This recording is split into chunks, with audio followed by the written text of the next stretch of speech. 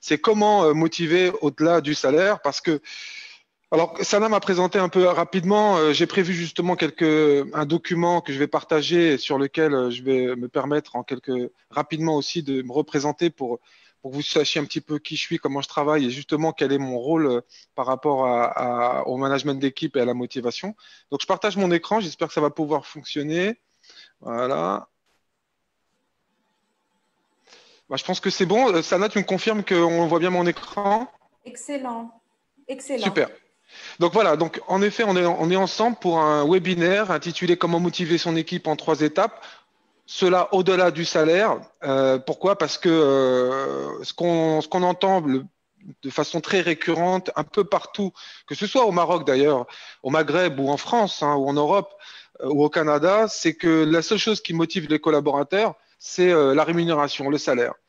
Hein, j'entends encore et je revois encore en séance de formation beaucoup de managers de clients prestigieux que j'accompagne ici au Maroc qui me disent oui, mais tu sais, Samir, la seule chose qui motive les gens au Maroc, c'est le salaire. Et donc, je prends beaucoup de plaisir à leur démontrer que le contraire, qu'on peut motiver les gens au-delà du salaire, et heureusement. Et heureusement qu'il n'y a pas que le salaire qui motive les gens, heureusement. Par contre, on va voir que ça nécessite beaucoup de conditions. Il faut qu'il y ait certaines conditions qui soient réunies, évidemment.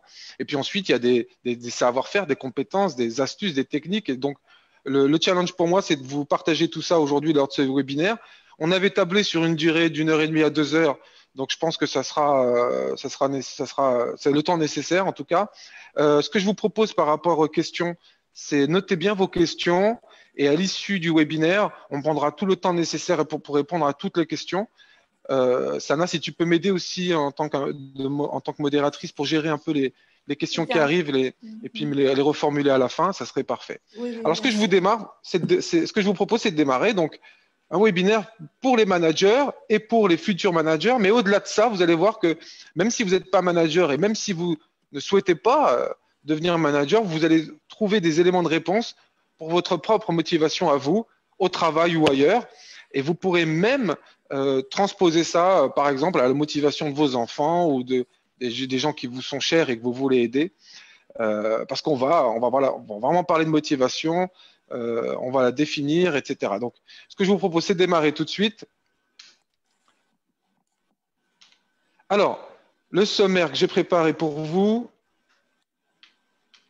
Alors, dans une première étape, je vais faire avec vous quelques rappels, parce qu'il y a des rappels de base à faire par rapport au management d'équipe.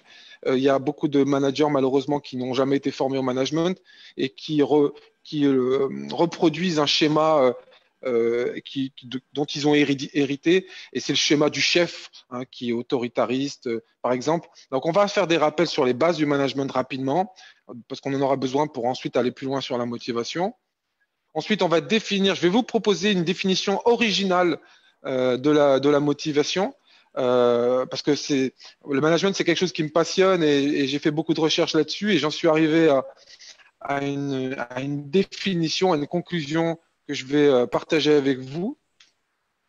Ensuite, on fera un petit rappel par rapport au cerveau. Je pense que parmi vous, beaucoup sont déjà dans l'accompagnement, sont déjà peut-être coach, donc ça sera des choses qu'ils connaissent déjà, mais juste pour rappeler combien notre cerveau peut nous jouer des tours et qu'il peut être notre ennemi parfois, et qu'il est important de savoir tout ça lorsqu'on est manager ici. On a l'ambition de motiver son équipe. Et puis, je partagerai avec vous donc les 3 étapes pour motiver son équipe. 3 étapes qui sont simples à réaliser et qu'il faut garder en tête, quel que soit l'environnement, l'entreprise dans laquelle on est, petite entreprise ou grand groupe, peu importe, des étapes concrètes pour motiver. Donc là, je partagerai avec vous aussi des techniques managériales. Et puis enfin, donc, on aura un temps pour les questions-réponses. Allez, c'est parti. Alors, rapidement, très vite, hein, parce que je sais que le plus important pour vous, c'est le contenu, mais rapidement. Donc, moi, je suis Samir Kiri, je suis formateur et coach. Je suis certifié, comme l'a dit Sana, par l'Institut de coaching de Montréal, donc le CQPNL. Je suis certifié praticien, maître praticien, certifié coach PNL, option coaching d'affaires. Donc, du coup, membre de la SICPNL, qui regroupe les coachs PNL. J'ai un diplôme de formateur professionnel pour adultes délivré en 2006 par le ministère français du Travail et de l'Emploi. Et puis, comme l'a dit Sana, je suis certifié 360 par TTI Success Insight. Donc 360, un outil qui permet d'évaluer les compétences des managers de façon globale, à travers notamment des évaluations faites auprès de l'équipe, auprès des collaborateurs, etc. Ma vision, donc ce qui compte pour moi, c'est à travers mes actions de formation et de coaching, c'est surtout contribuer au bien-être des femmes et des hommes, tout en accompagnant leur entreprise vers la performance. Ce que je veux dire par là, c'est que ma vision, c'est qu'on peut très bien obtenir une performance au niveau d'une entreprise ou d'un groupe d'êtres humains, tout en garantissant le bien-être, et que le bien-être va nourrir la performance et que la performance va nourrir le bien-être. Et ce n'est pas l'un contre l'autre, les deux sont possibles, et lorsqu'on a les deux qui sont alignés, on peut atteindre des résultats exceptionnels. Donc ça, c'est ma vision, j'y crois fondamentalement. J'ai été manager moi-même pendant plus de 10 ans en France auprès d'équipes commerciales dans des grands groupes européens. Je l'ai pratiqué, je l'ai vécu, je l'ai expérimenté. Ça fonctionne, ça marche. Ma mission par rapport à tout ça, c'est parce qu'on est plusieurs à faire ça. Moi, j'essaie finalement de redonner de la confiance aux gens, à mes clients, je termine des sessions de formation ou d'accompagnement. Ils savent ce qu'ils ont à faire, ils savent pourquoi ils doivent le faire, ils savent comment le faire, ils savent qu'ils peuvent le faire, et donc ils sont en confiance. Confiance en eux, c'est finalement le résultat que j'obtiens systématiquement à travers toutes mes actions. Donc c'est pour ça que ma mission est venue naturellement. Et chacun sa mission, hein. Encore une fois, on est beaucoup à intervenir dans le développement, dans l'accompagnement. Et moi, la mienne, c'est celle-ci. C'est vraiment fournisseur de confiance, libérer la confiance des gens. Donc, mes métiers, la formation, le coaching, mes expertises, quelques expertises comme le management d'équipe, la force de vente, la communication, bien sûr, l'organisation, gestion du temps, gestion du stress, des choses très classiques au niveau des soft skills. Mais le management d'équipe et la force de vente, ce sont mes spécialités. Mes outils, bon, bah alors, puisque la confiance est en jeu, les outils qui me permettent de travailler là-dessus, bien sûr, la PNL, la programmation neurolinguistique, qui sont des techniques de communication et des outils d'aide au changement. Les méthodes actives en formation, ce sont les apprenants qui construisent le savoir et pas le formateur qui les descend en affirmatif. Le DISC, notamment, qui est un outil d'évaluation, TTI Success Insight nous accompagne aussi là-dessus fortement. La communication non violente, que tout le monde connaît, et bien sûr l'intelligence émotionnelle qui prend de plus en plus d'importance en entreprise. J'interviens dans l'ensemble du monde francophone, donc que ce soit les pays du Maghreb, les pays européens, France, Belgique, Suisse et le Canada. Valeur, ce qui compte pour moi, c'est d'être professionnel, je suis engagé. La qualité, c'est très important.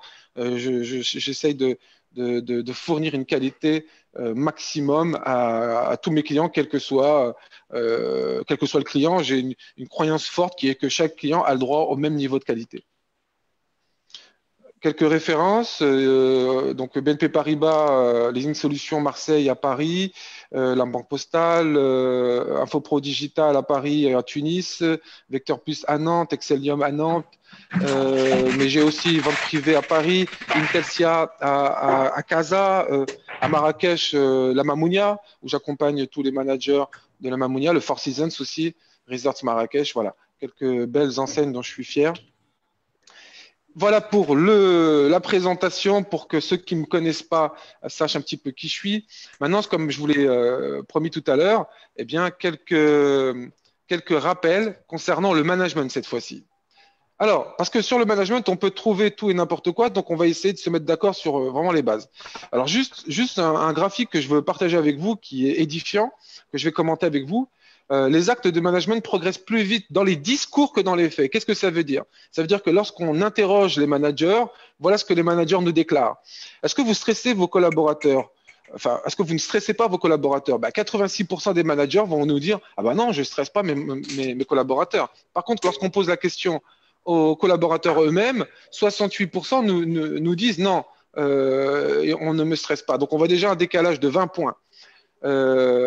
Autre question qu'on pose aux managers, est-ce que vous êtes accessible et disponible auprès de votre équipe? La réponse des collaborateurs, enfin des managers, 87%, oui, je suis disponible.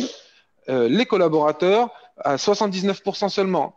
Est-ce que vous expliquez à chacun sa contribution? Est-ce que vous expliquez à chacun sa contribution? 93% des managers disent exprimer à chacun sa contribution. Et quand on pose la même question aux collaborateurs, seulement 60% d'entre eux disent qu'on leur explique à chacun leur contribution. Dernière question, est-ce que vous gérez l'équilibre entre la performance et le bien-être de l'équipe? 88% des managers disent oui, bien sûr, évidemment, naturellement, hein, c'est le rôle du manager. Et 49% seulement, donc un collaborateur sur deux seulement, dit en effet que le manager gère l'équilibre entre la performance et le bien-être de l'équipe. Donc, ce décalage nous montre combien il y a vraiment une différence entre la perception des managers sur ce qu'ils font et comment c'est perçu de la part des collaborateurs. Et finalement, ce qui compte, ce n'est pas la perception des managers, ce qui compte, c'est la perception des collaborateurs. Ce qui est fondamental, c'est est-ce que le collaborateur croit fondamentalement que son manager est accessible, oui ou non. C'est ça le plus important. Et vous voyez bien qu'à ce niveau-là, on n'est pas bon. Et ces chiffres, ce sont des chiffres pour la France.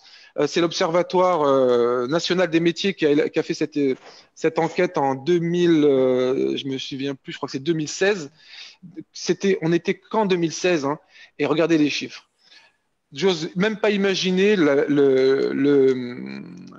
même enquête, par exemple, au Maroc. Alors,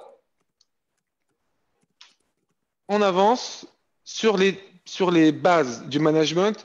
On peut considérer qu'il y a deux piliers au niveau du management. C'est ce qu'on appelle les deux piliers du management qui résument la responsabilité, le rôle d'un manager. Je vous explique tout ça. C'est très important pour après comprendre le rôle de la motivation.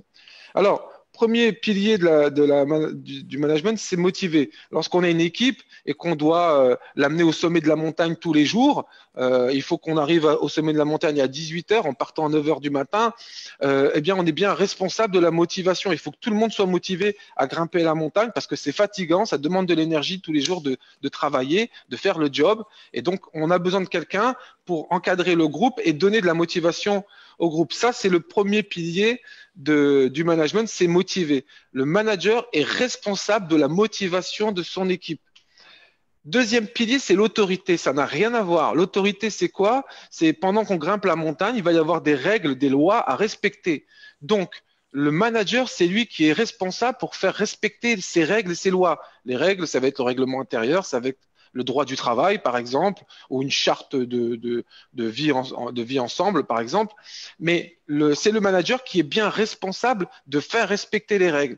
Donc, d'un côté, lorsqu'on est manager, on doit faire respecter des règles, un règlement intérieur, le droit du travail, c'est l'autorité, et en même temps, on doit motiver les collaborateurs tous les jours au quotidien. Et c'est vraiment différent, vous allez voir pourquoi. Parce que, alors déjà, plus vous motivez les gens, et plus les gens, l'équipe, hein, et plus elle sera elle sera d'accord pour respecter les règles. Et plus plus l'équipe est motivée, et plus l'équipe respecte les règles et les valeurs de l'entreprise. L'autorité, c'est aussi faire respecter les valeurs. Ce n'est pas que les règles, c'est aussi les valeurs de l'entreprise. Plus le manager a de l'autorité, plus l'équipe respecte les règles et les valeurs de l'entreprise, et plus l'équipe est motivée. Et c'est comme ça qu'on peut créer une dynamique qui va être efficace dans le temps. C'est-à-dire que plus on va motiver les gens, plus les gens seront à même de respecter les règles, et plus ils vont respecter les règles, et plus ils seront à même d'être motivés et vice-versa. Parce que s'ils ne sont pas motivés, ils ne respecteront pas les règles, et s'ils ne respectent pas les règles, ça ne les motivera pas non plus, parce qu'ils ont besoin d'être en sécurité. Alors, le manager est donc responsable de la motivation de son équipe, c'est le premier pilier, et le manager est responsable du respect des règles et des valeurs de l'entreprise. Donc, ça veut dire qu'aujourd'hui, on va parler de motivation, on va parler donc du premier pilier du management. La première responsabilité du manager, c'est la motivation. J'entends trop souvent des managers en formation qui me disent que si leur équipe est démotivée, c'est pas de leur faute, que les gens, il y a que le salaire qui les motive, qu'ils veulent pas travailler, etc. Et donc, ils se déresponsabilisent. Or, s'ils sont là, s'ils sont à ce poste, c'est bien pour motiver l'équipe. Donc, on va voir ensemble comment on fait tout ça justement. Alors, il existe deux dérives managériales à complètement éviter. C'est important qu'on en parle parce que je vois trop de managers qui sont dans ces dérives-là de façon inconsciente. Ils le savent pas. Et pourtant, c'est à cause de ça derrière qu'ils ont des équipes démotivées.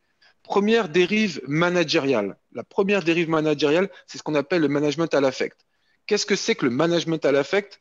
C'est lorsque le manager va utiliser l'affection pour manipuler et obtenir des résultats. Il va utiliser l'affection, entre guillemets, j'ai employé un grand mot, mais l'amour, l'affect pour manipuler et obtenir des résultats auprès de l'équipe. Et ça, c'est très dangereux parce que ça provoque des iniquités, un favoritisme, des manipulations, même un chantage affectif des fois. Je me souviens d'un manager dont j'ai accompagné l'équipe à Paris et qui, dès le premier jour, il me reçoit à son bureau et puis il est fier de me présenter à l'équipe et il me dit, voilà Samir, je te présente mes petits. En parlant de son équipe, il me dit, je te présente mes petits. Et donc là, je comprends tout de suite qu'il est dans l'affect. Et qu'est-ce que je découvre plus tard, c'est qu'en ce moment, il ne leur parle pas. Il leur parle pas. Pourquoi? Parce qu'ils ont des mauvais résultats en ce moment. Ça veut dire quoi? Ça veut dire que l'équipe, comme elle a des mauvais résultats, le manager boude. Et ça, c'est du management à l'affect. Et donc, c'était une dame, elle se comportait un peu comme leur maman. Or, les gens ne viennent pas au travail pour avoir une maman, ils viennent pas au travail pour avoir un papa, ils viennent pas au travail pour avoir une amie. Ils espèrent même inconsciemment avoir un manager. Et c'est bien différent. Mais lorsque on nomme des managers et sans les former, eh bien, ils reproduisent le schéma parental inconsciemment parce que c'est la figure d'autorité qu'ils ont à l'esprit et ils considèrent qu'ils sont un peu leur maman ou leur papa. Et ça, c'est très dangereux parce que c'est de la manipulation en fonction des résultats, évidemment. La deuxième dérive, c'est le management dictatorial. Alors, le management dictatorial, c'est quoi? Ça va générer de l'injustice, des menaces, on va utiliser la force, l'agressivité, les humiliations. Bdarija, on parle de Hagra, c'est exactement ça. On va utiliser finalement la peur, hein, le manager utilise la peur pour obtenir des résultats. On connaît bien ça au Maroc et dans nos pays maghrébins. On le connaît bien parce que même si ça existe encore en France, aujourd'hui, je vous assure que ça existe encore en France, mais en Maroc, c'est dans la conscience collective que pour se faire respecter, il n'y a que le bâton ou il n'y a que la peur qui fonctionne. Pour motiver les gens, il n'y a que le hagra ou crier sur les gens ou les humilier ou les agresser verbalement qui fonctionne, comme si les gens ne pouvaient comprendre que ça. Et c'est complètement faux aujourd'hui. En tout cas, c'est une croyance limitante parce que les nouvelles générations, d'autant plus les nouvelles générations aujourd'hui, sont d'autant plus sensibles à la qualité managériale du manager. Et si vous utilisez la peur avec eux, ils vont déposer leur uniforme et partir et démissionner sur le champ. Les générations précédentes, celles de nos parents peut-être, étaient plus patientes, acceptaient plus cette forme de management qui était basée sur la force, sur la peur. Aujourd'hui, avec les nouvelles générations, ça ne fonctionne plus. Et de toute manière, les deux dérives sont dangereuses parce que les deux dérives vont mener à peuvent mener en tout cas à ce qu'on appelle en management à une mutinerie. Et qu'est-ce que c'est qu'une mutinerie? C'est quand le groupe, l'équipe, c'est comme sur un bateau, hein, on attrape le capitaine du bateau et on le met à l'eau. Autrement dit, l'équipe va se retourner contre le manager d'une manière ou d'une autre et pour s'en débarrasser. Et on vit aujourd'hui dans un monde où les collaborateurs ont conscience de plus en plus de leurs droits sociaux, de leurs droits au travail.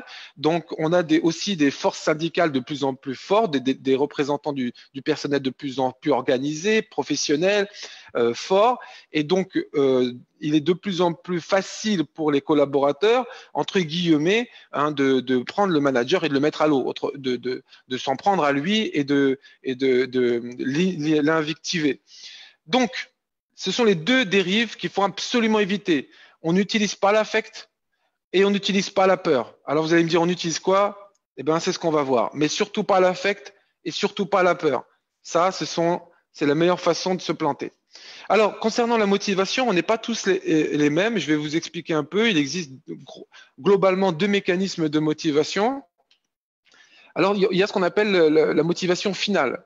Qu'est-ce que c'est que la motivation finale? La motivation finale, c'est attention, voilà.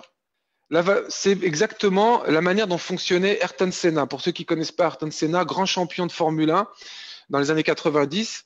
Et lui, il avait vraiment ce mécanisme de motivation finale parce que ce qui comptait pour lui, c'était le résultat. Donc, qu'est-ce que je veux dire par là? C'est que vous avez une partie de la population, collaborateurs, managers confondus, hein, nous tous. Il y a une partie pour qui ce qui compte, c'est le résultat. Seul le résultat compte. Et ça, c'est ce qu'on appelle le mécanisme de motivation finale. Vous avez aussi un deuxième mécanisme de motivation qui est le mécanisme de motivation instrumental, un peu comme Alain Prost. Et Alain Prost était champion du monde en même temps que Ayrton Senna. C'était les deux, en Formule 1, c'était les deux plus grands champions et qui se battaient l'un contre l'autre à toutes les courses. Et pourtant, ils étaient vraiment différents sur la motivation parce que pour Alain Prost, ce qui comptait, c'était les moyens. Seuls les moyens mis en œuvre comptent. D'ailleurs, dans leur carrière, ils étaient ensemble dans la même écurie et ça ne fonctionnait pas. Ils étaient tout le temps en conflit parce qu'il y en a un qui est final, il n'y a que le résultat qui compte, et l'autre, il est dans les moyens, il n'y a que les moyens qui comptent.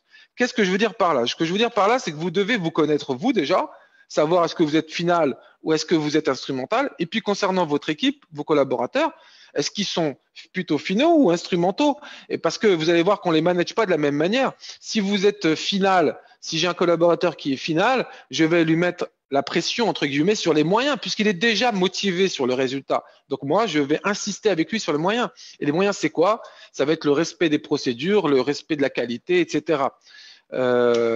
S'il est instrumental, alors là, je vais insister sur les résultats. Et les résultats, c'est quoi? C'est les objectifs, les deadlines. Hein, on connaît tous, on a tous connu un collaborateur ou un collègue qui met 2 heures à écrire un mail. C'est qu'il est instrumental. Hein. Donc celui-là, il faut lui rappeler que le plus important, c'est que le mail parte avant telle heure. C'est plus important même que ce qu'il y a dans le mail. Donc là, vous pouvez réussir de la même façon avec ces deux styles différents, mais vous devez vous poser la question, voilà, concernant mon équipe, quels sont ceux qui sont plutôt finaux et puis quels sont ceux qui sont plutôt instrumentaux. Il n'y a pas besoin de leur faire un questionnaire ou un quiz ou une éval. Il y a juste à observer et écouter et vous allez voir que c'est évident, ça saute aux yeux. Dans l'équipe, il y en a peut-être 4 qui sont finaux et puis il y en a 6 qui sont instrumentaux. Donc les 4, je vais les manager. Les 4 finaux, je vais les manager sur les moyens. Et puis les finaux, je vais les manager, pardon, les instrumentaux, je vais les manager sur les résultats. Donc voilà, ça c'est vraiment les bases du management. Donc je récapitule, 2 piliers, motivation, autorité, les 2 dérives, management à l'effect, management dictatorial. Et puis on a deux façons de se motiver globalement, par les résultats ou par les moyens. Maintenant, je vais partager avec vous une définition de la motivation, une définition très originale, vous allez voir, mais à travers toutes les recherches et toute mon expérience en formation ou en accompagnement, en coaching des managers, j'en suis arrivé à cette conclusion. Je suis très intéressé d'avoir votre feedback justement par rapport à la définition que je vais partager avec vous. Donc, n'hésitez pas, à la fin, lors de la séquence questions-réponses, dites-moi ce que vous pensez aussi de cette définition. C'est la mienne, c'est celle à laquelle je crois et c'est celle que je veux partager avec vous. Alors, pour bien comprendre où est-ce que je veux en venir, une citation de Dwight Eisenhower. Donc, le leadership est l'art d'obtenir de quelqu'un qu'il accomplisse quelque chose pour votre compte parce qu'il veut le faire. Donc, je répète, c'est parce que je trouve cette citation fantastique. Elle résume vraiment l'idée d'un collaborateur dans une entreprise. Hein, le leadership est l'art d'obtenir de quelqu'un, donc du collaborateur, qu'il accomplisse quelque chose, donc son travail, ses tâches, pour votre compte, hein, pour le compte de l'entreprise, par exemple, mais parce qu'il veut le faire. C'est pas parce qu'on veut qu'il le fasse, c'est parce qu'il veut le faire. Et c'est ça l'art du leadership. Donc le leadership, hein, ça va être le step supérieur après le management. Ce que je veux dire par là, c'est que vous pouvez être un bon manager, mais ça ne veut pas dire que vous êtes un leader. Vous pouvez être un leader, mais pas être un bon manager. L'idéal, c'est d'être un bon manager et ensuite de devenir un leader aussi. Donc c'est l'excellence. Sana parlait à juste titre d'excellence. Je la rejoins tout à fait. Et donc l'excellence, c'est ça, c'est d'être un leader.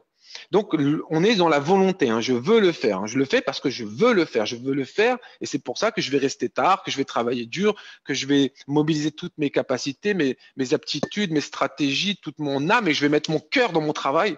Ça me rappelle une phrase que m'avait dit une personne un manager que j'accompagnais à la Mamounia, qui avait gravi tous les échelons. Elle avait commencé comme femme de ménage et puis elle a terminé comme gouvernante. Et donc, elle m'expliquait que depuis le premier jour où elle a commencé en tant que femme de ménage, quand elle sortait de la chambre, ça se voyait que c'était elle qui l'avait fait parce qu'elle y avait mis son cœur. Et à chaque fois qu'elle faisait une chambre, elle y mettait son cœur. Et d'ailleurs, son manager savait que c'était elle qui l'avait fait parce que ça se voyait par plein de petits détails. Finalement, elle me le disait, hein, parce que je le faisais avec le cœur, j'y mettais le cœur. Et c'est ça, cette citation d'Eisenhower, c'est de manager les gens de telle manière à ce qu'ils fassent les choses, mais parce qu'ils veulent. Ils veulent le faire. Pas parce on les oblige à le faire, mais parce qu'ils veulent le faire. Et c'est vers là où on veut aller. Alors, pour la définition de la motivation, je vous rappelle une équation que certains peut-être connaissent déjà. P égale C fois M plus R. Bon, c'est quoi ce charabia mathématique? On va y aller doucement. P, c'est quoi? C'est P de performance, hein, de résultat, si vous voulez. Donc, c'est la performance d'un collaborateur ou la vôtre, hein, à titre individuel, ou la performance d'une équipe ou d'une entreprise. Donc, c'est quoi la performance? C'est une équation. Pour avoir un résultat, bah déjà, il faut avoir des compétences. Il faut un savoir-faire, un savoir-être et des savoirs théoriques. Hein, c'est les trois composantes de la compétence, mais il faut savoir, avoir des compétences. Mais la compétence ne suffit pas. Vous devez aussi avoir la motivation. Hein, parce que, imaginons que j'ai dans mon équipe le meilleur joueur du monde de football, on va dire que c'est Lionel Messi. Donc, au niveau des compétences, bah, c'est le top. Mais imaginons qu'il ne veuille pas jouer. Motivation zéro. Ben, j'aurai pas beaucoup de résultats. Hein, par contre, si j'ai quelqu'un de très motivé, mais qui ne sait pas bien jouer, bah, je vais aussi avoir très peu de résultats. Donc, c'est vraiment C fois M, c'est-à-dire compétence fois motivation. Et puis, il y a plus R, mais c'est normal parce que c'est quoi le R? C'est les ressources. Je veux dire, si vous voulez gagner un grand prix de Formule 1, il vous faut des ressources, hein, il vous faut un budget pour avoir une voiture, etc., une écurie. Même si vous êtes très compétent, vous êtes très motivé, mais si vous n'avez pas de ressources, ça va être difficile. Mais c'est plus R. Pourquoi c'est plus R et pas fois? Parce que si vous avez la motivation et si vous avez la compétence, même si vous avez peu de ressources, vous pouvez réussir parce que grâce à la compétence et à la motivation, vous allez accéder aux ressources. Donc, ça, c'est important. Très important, parce que notre définition de la motivation, elle va arriver à partir de là. On sait que pour avoir du résultat, il faut des compétences. Et puis, il faut être motivé. Et c'est une multiplication. Hein. C fois M. Et il faut aussi des ressources, mais c'est plus des ressources. Donc, si vous n'avez pas de ressources, mais que vous êtes très motivé, très compétent, vous pouvez y parvenir parce que vous allez, grâce à votre motivation et vos compétences, réussir à trouver des ressources. Alors, on va nous s'intéresser à M, à la motivation. Hein. On ne va pas s'intéresser aujourd'hui à la compétence, on ne va pas s'intéresser aux ressources, ni même à la performance, on va focuser sur la motivation. Donc la motivation, quelle définition on peut en avoir? Eh ben, moi j'ai trouvé cette définition-là, ensemble des énergies qui sous-tendent l'orientation, l'intensité et la persistance des efforts qu'un individu consacre à son travail. Donc c'est cher Maître Or, je ne connais pas qui a dit ça. J'ai trouvé, hein, pour être complètement transparent, cette définition il y a quelque temps sur Internet. Mais j'aime bien, vous allez voir pourquoi, parce qu'il nous parle d'énergie. Donc c'est l'ensemble des énergies qui sous-tendent l'orientation, l'intensité et la persistance des efforts qu'un individu consacre à son travail. Donc c'est l'ensemble des énergies. Donc si on suit cette définition, on comprend que la motivation, c'est l'énergie. La motivation, c'est l'énergie. Et oui, parce que je vais vous mimer, je ne sais pas si vous allez me voir en grand écran comme ça, mais je pense que je peux le faire. Je vais vous mimer quelqu'un qui va au travail et qui est motivé à y aller. Donc, il va au travail, il est motivé à y aller. Donc, regardez. Il y met de l'énergie. D'accord? Il y va d'un pas décidé, il y met de l'énergie. Par contre, quelqu'un qui va au travail et qui n'est pas motivé, bah, il va y aller en traînant les pieds. Il n'y met pas de l'énergie. Pourtant, l'énergie est là. Regardez, imaginons, je reprends cette personne qui est démotivée, qui avance pour aller au travail, démotivé, donc il avance voilà, très doucement, pas d'énergie. Mais s'il y a un chien qui l'attaque, qu'est-ce qu'il va faire là? Il va accélérer, il va fuir le chien. Et là, il va libérer l'énergie. Qu'est-ce que ça veut dire? Ça veut dire que l'énergie existe. L'énergie est là. Seulement, lorsqu'il s'agit d'aller au travail, elle n'est pas libérée, mais elle est présente. Donc ça, c'est important de comprendre ça. L'énergie est toujours là. Soit elle est libérée, soit elle n'est pas libérée. Elle est conservée. Elle est conservée pour autre chose. Elle est économisée pour autre chose, pour des sujets personnels, d'ordre privé, pour je sais pas. Mais elle n'est pas utilisée pour aller au travail et faire le travail. Mais elle est là. Donc, même si vous avez dans l'équipe quelqu'un qui est super démotivé, voilà, qui a envie de rien, etc., ne tombez pas dans le piège à dire qu'il n'a pas d'énergie. Il a beaucoup d'énergie. Je connais quelqu'un, enfin, j'ai connu quelqu'un, je connais encore, qui travaillait à l'époque dans un centre d'appel. Et j'ai rencontré parce que je discutais avec son manager et son manager se plaignait parce qu'il disait voilà, elle est pas motivée, elle n'a pas d'énergie. Et qu'est-ce que j'ai découvert? J'ai découvert qu'en fait, cette nana-là, c'était une ancienne championne. Elle était championne d'Europe d'athlétisme avec l'équipe de France au relais 4 fois 100 mètres, non 4 fois 400 féminin. Et qu'elle continue à s'entraîner tous les soirs. C'est pour dire que les gens, tous les individus, tous les êtres humains ont tous beaucoup d'énergie. On va voir d'ailleurs combien, ont tous beaucoup d'énergie. La question, c'est est-ce que le cerveau va libérer l'énergie pour faire le job ou non? D'accord? Donc ça, c'est important de garder ça en tête. Alors du coup, comme on parle d'énergie, moi, ça m'a rappelé quelque chose. Vous allez voir où je veux en venir. Déjà, j'ai compris que la motivation, c'est l'énergie. Ah oui, est-ce que je libère ou est-ce qu'il libère de l'énergie à faire ce qu'il fait? Ou est-ce qu'il libère juste un minimum d'énergie parce qu'il y a le salaire et que s'il ne le fait pas, il va se faire virer, il n'aura pas son salaire. Donc, c'est juste le minimum d'énergie. Il va au travail, il fait ses heures, mais c'est tout, il ne se casse pas la tête. Bref, d'ailleurs, il est toujours à la recherche d'économiser un maximum d'énergie en grattant les pauses, en prenant plus de pauses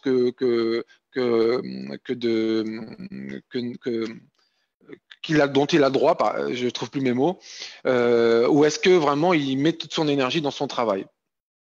Et donc, à partir de là, ça m'a rappelé quelqu'un. Donc, vous connaissez tous ce monsieur, Albert Einstein, qui en 1905 révolutionne à tout jamais les sciences. Là, je vais vous lire ce que j'ai écrit. En 1905, Albert Einstein révolutionne à tout jamais les sciences avec sa plus grande découverte symbolisée par l'équation si connue E égale mc2, mc au carré. Avec cette équation, le scientifique le plus populaire de l'histoire de l'humanité définit enfin l'énergie. Selon cette équation, l'énergie contenue dans un atome, donc lui il parle de physique, hein, il ne parle pas des êtres humains, il parle de la physique, de la matière. Et il dit, selon cette équation, l'énergie contenue dans un atome correspond à sa masse, c'est le petit m, multiplié par la vitesse de la lumière. Le c, c'est la vitesse de la lumière, 365 000 km par seconde, au carré. Cette découverte est valable pour la matière. Donc la question c'est, est-ce que c'est valable aussi pour l'homme? Est-ce que c'est valable pour l'énergie d'un être humain, autrement dit pour sa motivation? Est-ce qu'on peut modéliser ce E égale mc2? Est-ce que ce qui est valable pour la matière, donc l'énergie c'est la masse fois la vitesse de la lumière au carré, est-ce que c'est valable pour l'être humain? C'est ce que je vais partager avec vous maintenant. Alors, pour modéliser l'équation d'Einstein, nous avons besoin de répondre à cette question. Quel est l'équivalent de la masse chez un être humain? Parce que la masse pour la matière, grosso modo, c'est le poids, si vous voulez. Donc, mais pour un être humain, ça n'a rien à voir avec son poids. Je veux dire, la motivation d'un être humain n'a rien à voir avec le poids. Est-ce qu'il fait 60 kg, 80 kg ou 100 kg? Donc, quel est le rapport? D'après toutes les sciences cognitives et la plupart des études et théories psychologiques, l'être humain est un être social qui a besoin des autres pour vivre. Car c'est à travers le regard des autres que l'être humain existe. Nous sommes tous des êtres sociaux et on existe grâce au regard des autres. Dans tous les cas, la valeur que j'ai de moi dépend de la valeur que j'ai dans le regard des autres, surtout dans le regard de ceux qui ont de la valeur pour moi. Donc, qu'est-ce que l'équivalent de la masse pour un être humain? Eh bien, c'est la valeur. Qu'est-ce que je veux dire par là? Nous sommes tous des êtres sociaux. Dans le groupe social dans lequel j'évolue, je vis, mon entreprise par exemple, ou mon équipe, ai-je de la valeur ou pas? Si j'ai de la valeur, on peut faire le rapport avec la masse. J'ai du poids, je compte, j'ai du poids. Si je n'ai pas de valeur dans le groupe social dans lequel je suis, je ne suis pas considéré, je n'ai pas de valeur, alors là, c'est comme si la masse se réduisait. Donc, on peut modéliser le M de masse d'Einstein avec le V de valeur. Et on peut dire que concernant l'équation d'Einstein, E égale mc2, bah pour l'instant, on peut dire que E, c'est la motivation, égale M, la masse, donc quoi? La valeur. Et c'est très important. La valeur. Est-ce que j'ai de la valeur dans les yeux de mon manager? Est-ce que j'ai de la valeur dans les yeux de mes collègues? Est-ce que j'ai de la valeur? Est-ce que ce que je fais a de la valeur à mes yeux? Est-ce que nous, collectivement, nous avons de la valeur? Est-ce que ce qu'on fait a de la valeur pour nos clients? Est-ce que nos clients ont de la valeur? Ou est-ce que tout ça ne compte pas, n'a pas de valeur? Donc, c'est très important. Vous allez voir que la valeur, elle est au cœur de la motivation. Si je reprends l'exemple de la personne qui va au travail complètement démotivée, pourquoi elle ne libère pas l'énergie et qu'elle y va démotivée? Parce que pour son cerveau, là-bas, au travail, il n'y a pas de valeur nécessitant la libération de cette énergie. Et donc, il vaut mieux économiser cette énergie pour autre chose qui a plus de valeur. Par contre, si j'y vais de façon dynamique, parce que je suis motivé, c'est parce que le cerveau perçoit le travail qu'il y a à faire là-bas comme quelque chose où il y a de la valeur. Là-bas, j'ai de la valeur. Ce que j'ai à faire, a de la valeur. Donc, je suis motivé, je libère l'énergie nécessaire. Donc, il faut bien comprendre cette question de la valeur. C'est que le cerveau va libérer l'énergie que si et seulement si il considère, il perçoit qu'il y a de la valeur à le faire. Et c'est là qu'on trouve cette fameuse réponse qui est « seul l'argent motive ». Parce que finalement, vous allez vous rendre compte que, grosso modo et en général, malheureusement, la seule valeur qu'on donne aux collaborateurs ou qu'ils perçoivent, c'est leur salaire. C'est la seule valeur. Or, c'est insuffisant. Et quel que soit le salaire, hein, parce que vous pouvez augmenter le salaire et vous allez voir que l'énergie va augmenter, mais au bout d'un moment, l'énergie va se remettre à chuter. Et vous pourrez faire cet exercice et à chaque fois remonter, mais au bout d'un moment, la valeur va rechuter. Vous avez aujourd'hui, par exemple, des footballeurs professionnels qui touchent des 500 000 euros par mois. Pourquoi? Pour jouer au football. Et pourtant, ils ne sont pas motivés à tous les matchs et ils ont un match par semaine, par exemple. Et ils ne sont pas motivés. Et les gens ne comprennent pas. Ils disent, mais avec l'argent qu'il touche, son salaire, comment ça se fait qu'il n'est pas motivé? Mais vous pouvez augmenter le salaire très très haut. C'est pas ça qui va donner de l'énergie aux gens. C'est pas ça. Et vous avez, à contrario, des gens qui sont bénévoles, qui sont pas payés, ils n'ont pas de salaire, ils font les choses gratuitement et qui le font avec le cœur, à fond. Et pourquoi? Mais parce que ce qu'ils font et pour qui ils le font, on va en parler un peu tout à l'heure, tout ça a beaucoup de valeur. Donc, j'insiste là lors de ce webinaire déjà sur ce mot-là, la valeur. D'ailleurs, en passage, je vous le dis, si vous voulez recevoir de la valeur, vous devez en donner. Si vous voulez que l'équipe ou les collaborateurs vous donnent de la valeur, vous devez en donner. Vous devez donner de la valeur pour recevoir de la valeur. Vous ne pouvez pas exiger de la valeur sans en donner. À l'époque, il y a 2000 ans, on a construit des pyramides comme ça, en fouettant les gens et en tuant les gens. Celui qui voulait plus avancer, qui voulait plus travailler pour soulever ces grosses pierres pour construire les pyramides, eh bien, on les tuait. Donc, on leur donnait pas de valeur, au contraire. Hein. Et ils ont fait le job, mais parce que c'était l'esclavage. C'est fini l'esclavage. Aujourd'hui, dans le monde entier, chaque être humain est conscient de la valeur minimum qu'il a, qui fait qu'il a des droits minimums. Et donc, l'esclavage n'est plus possible et n'existe plus. Et donc, ça veut dire quoi? Ça veut dire, comme disait Eisenhower, si vous voulez l'art du leadership, c'est de faire en sorte que les gens fassent ce que vous voulez qu'ils fassent, mais parce qu'ils veulent le faire. Et pour arriver à ce résultat, il faut que vous donniez de la valeur. Alors, quelle valeur donner? C'est ça la question. Parce que si c'est pas l'argent, c'est quoi? On va en parler. Mais très important, donc, le V de valeur. Donc ensuite, on n'a pas fini de modéliser l'équation d'Einstein parce qu'on a le M, on l'a transformé, c'est devenu le M de masse, on l'a transformé, c'est devenu le V de valeur, mais il reste encore le C de la vitesse de la lumière. Et je vous dis tout de suite, la vitesse de la lumière n'a rien à voir avec la motivation d'un être humain. Par contre, on peut garder le C et vous allez voir où je veux en venir. Donc, pour modéliser l'équation d'Einstein, nous avons besoin de répondre à cette question. Quel est l'équivalent de la vitesse de la lumière dans la motivation d'un être humain? Les études sur la motivation ont prouvé le lien entre l'énergie déployée par un individu et sa conscience. sa conscience. Autrement dit, plus un individu est conscient de la valeur d'une tâche et plus il est motivé à la réaliser. L'équivalent de C dans l'équation d'Einstein, c'est la conscience. Et plus précisément, la prise de conscience alors il y a une coquille, hein, la prise de conscience de ses responsabilités qui donne à l'individu la sensation de grandir, d'évoluer et donc avoir encore plus de valeur, ce qui explique l'élévation du C au carré. Qu'est-ce que ça veut dire? Ça veut dire que en fait le C, c'est une coquille que je vais corriger tout de suite parce que hop, voilà, c'est que le C dans l'équation, le C de la vitesse de la lumière, pour nous, managers, lorsqu'il s'agit de motiver l'équipe, c'est le C de conscience. Alors, qu'est-ce que c'est conscience? C'est est-ce que le collaborateur a conscience notamment de la valeur qu'il a, de la valeur qu'on lui donne, de la valeur de ce qu'il fait? Est-ce qu'il a conscience? Et cette notion de conscience, là, elle touche complètement le coaching. Parce que qu'est-ce que le coaching? Qu'est-ce que le développement personnel? Le développement personnel, grandir, le développement personnel, c'est quoi? C'est prendre conscience de ses responsabilités. C'est passer d'un état d'enfant qui est inconscient et irresponsable à un état d'adulte, qui est responsable et conscient. Et donc, l'adulte qui est responsable et conscient, lorsqu'il est dans une situation insatisfaisante, il peut pas pleurer comme l'enfant.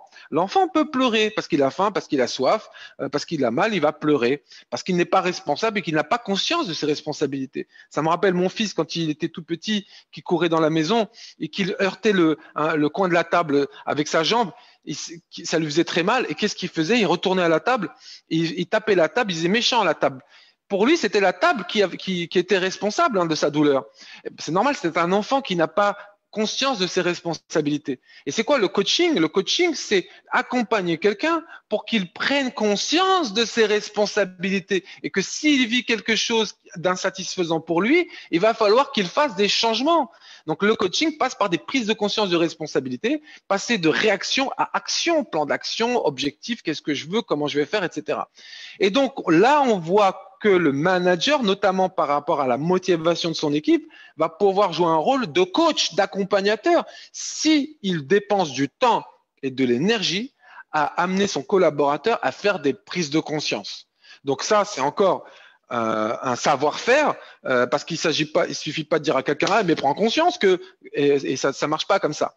Ça marche notamment par l'art du questionnement. On en parlera certainement lors d'une prochaine rencontre, parce que ça nécessite beaucoup de temps, notamment avec les questions du métamodèle.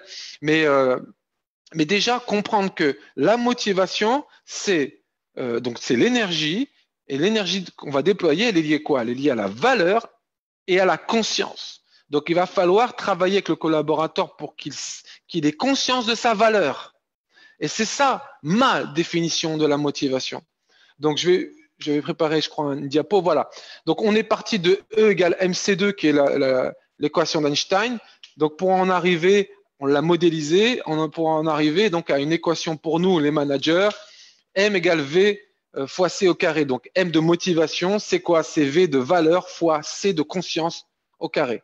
Donc, si vous voulez motiver les gens, vous devez les amener à prendre conscience de leur valeur. Donc, pour les amener à prendre conscience de leur valeur, vous devez les regarder avec le regard de quelqu'un qui voit leur valeur. Hein. Donc, vous voyez bien que la valeur, la valorisation, c'est un ciment, c'est un béton armé, c'est un matériau de base du manager. Et je vois malheureusement trop de managers qui dévalorisent leurs collaborateurs. Qui dévalorise. Tu ne comprends pas, tu ne sais pas, je vais t'expliquer ce qui est dévalorisant. Tu n'y arriveras pas, ce n'est pas comme ça, avec de la négation. Je vois même des managers qui reprochent aux collaborateurs d'être démotivés. Or, s'ils sont démotivés, c'est la responsabilité du manager.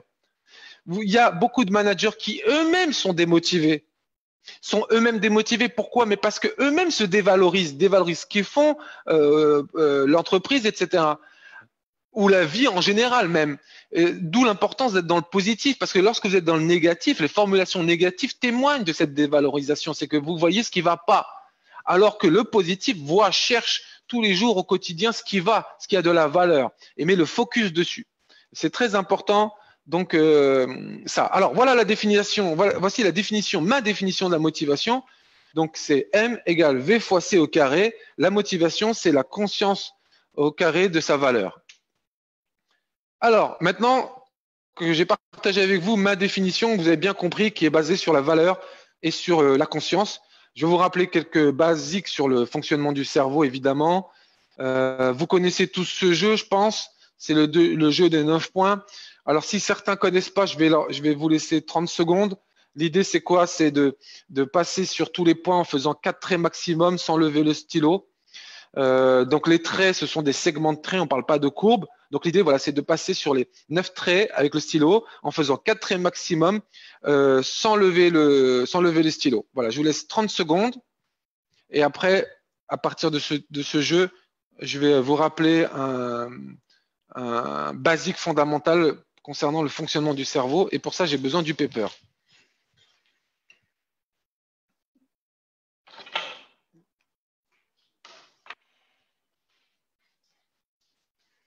Il me semble que c'est là que j'ai besoin du paper, mais je suis plus sûr de moi.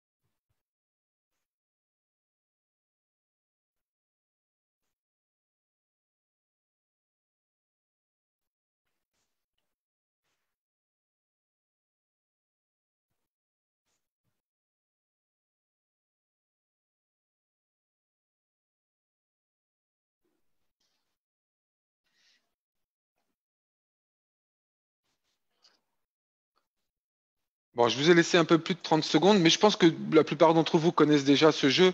C'est un jeu qui est utilisé pour dire qu'il faut penser en dehors du cadre.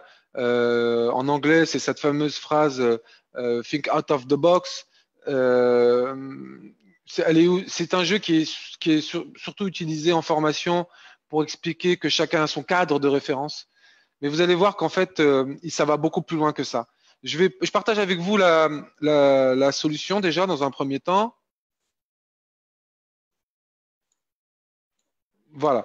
Donc voilà la solution. Donc là, on a bien fait 4 traits qui nous ont permis de passer sur les 9 points. Bon. Encore une fois, c'est un jeu qui est très connu hein, en formation, en développement personnel. Maintenant, je vais tenter, moi, de vous expliquer comment le cerveau fonctionne par rapport à ce jeu, justement. Ça va être l'idée, ça va être pour nous de comprendre comment le cerveau fonctionne. J'espère qu'on va bien voir de là.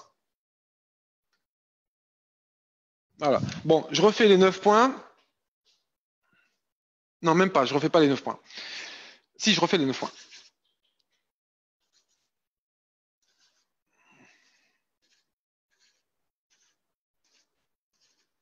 Donc, quand on fait ce jeu, j'espère qu'on voit bien. C'est peut-être un peu flou. Comment je peux faire ça?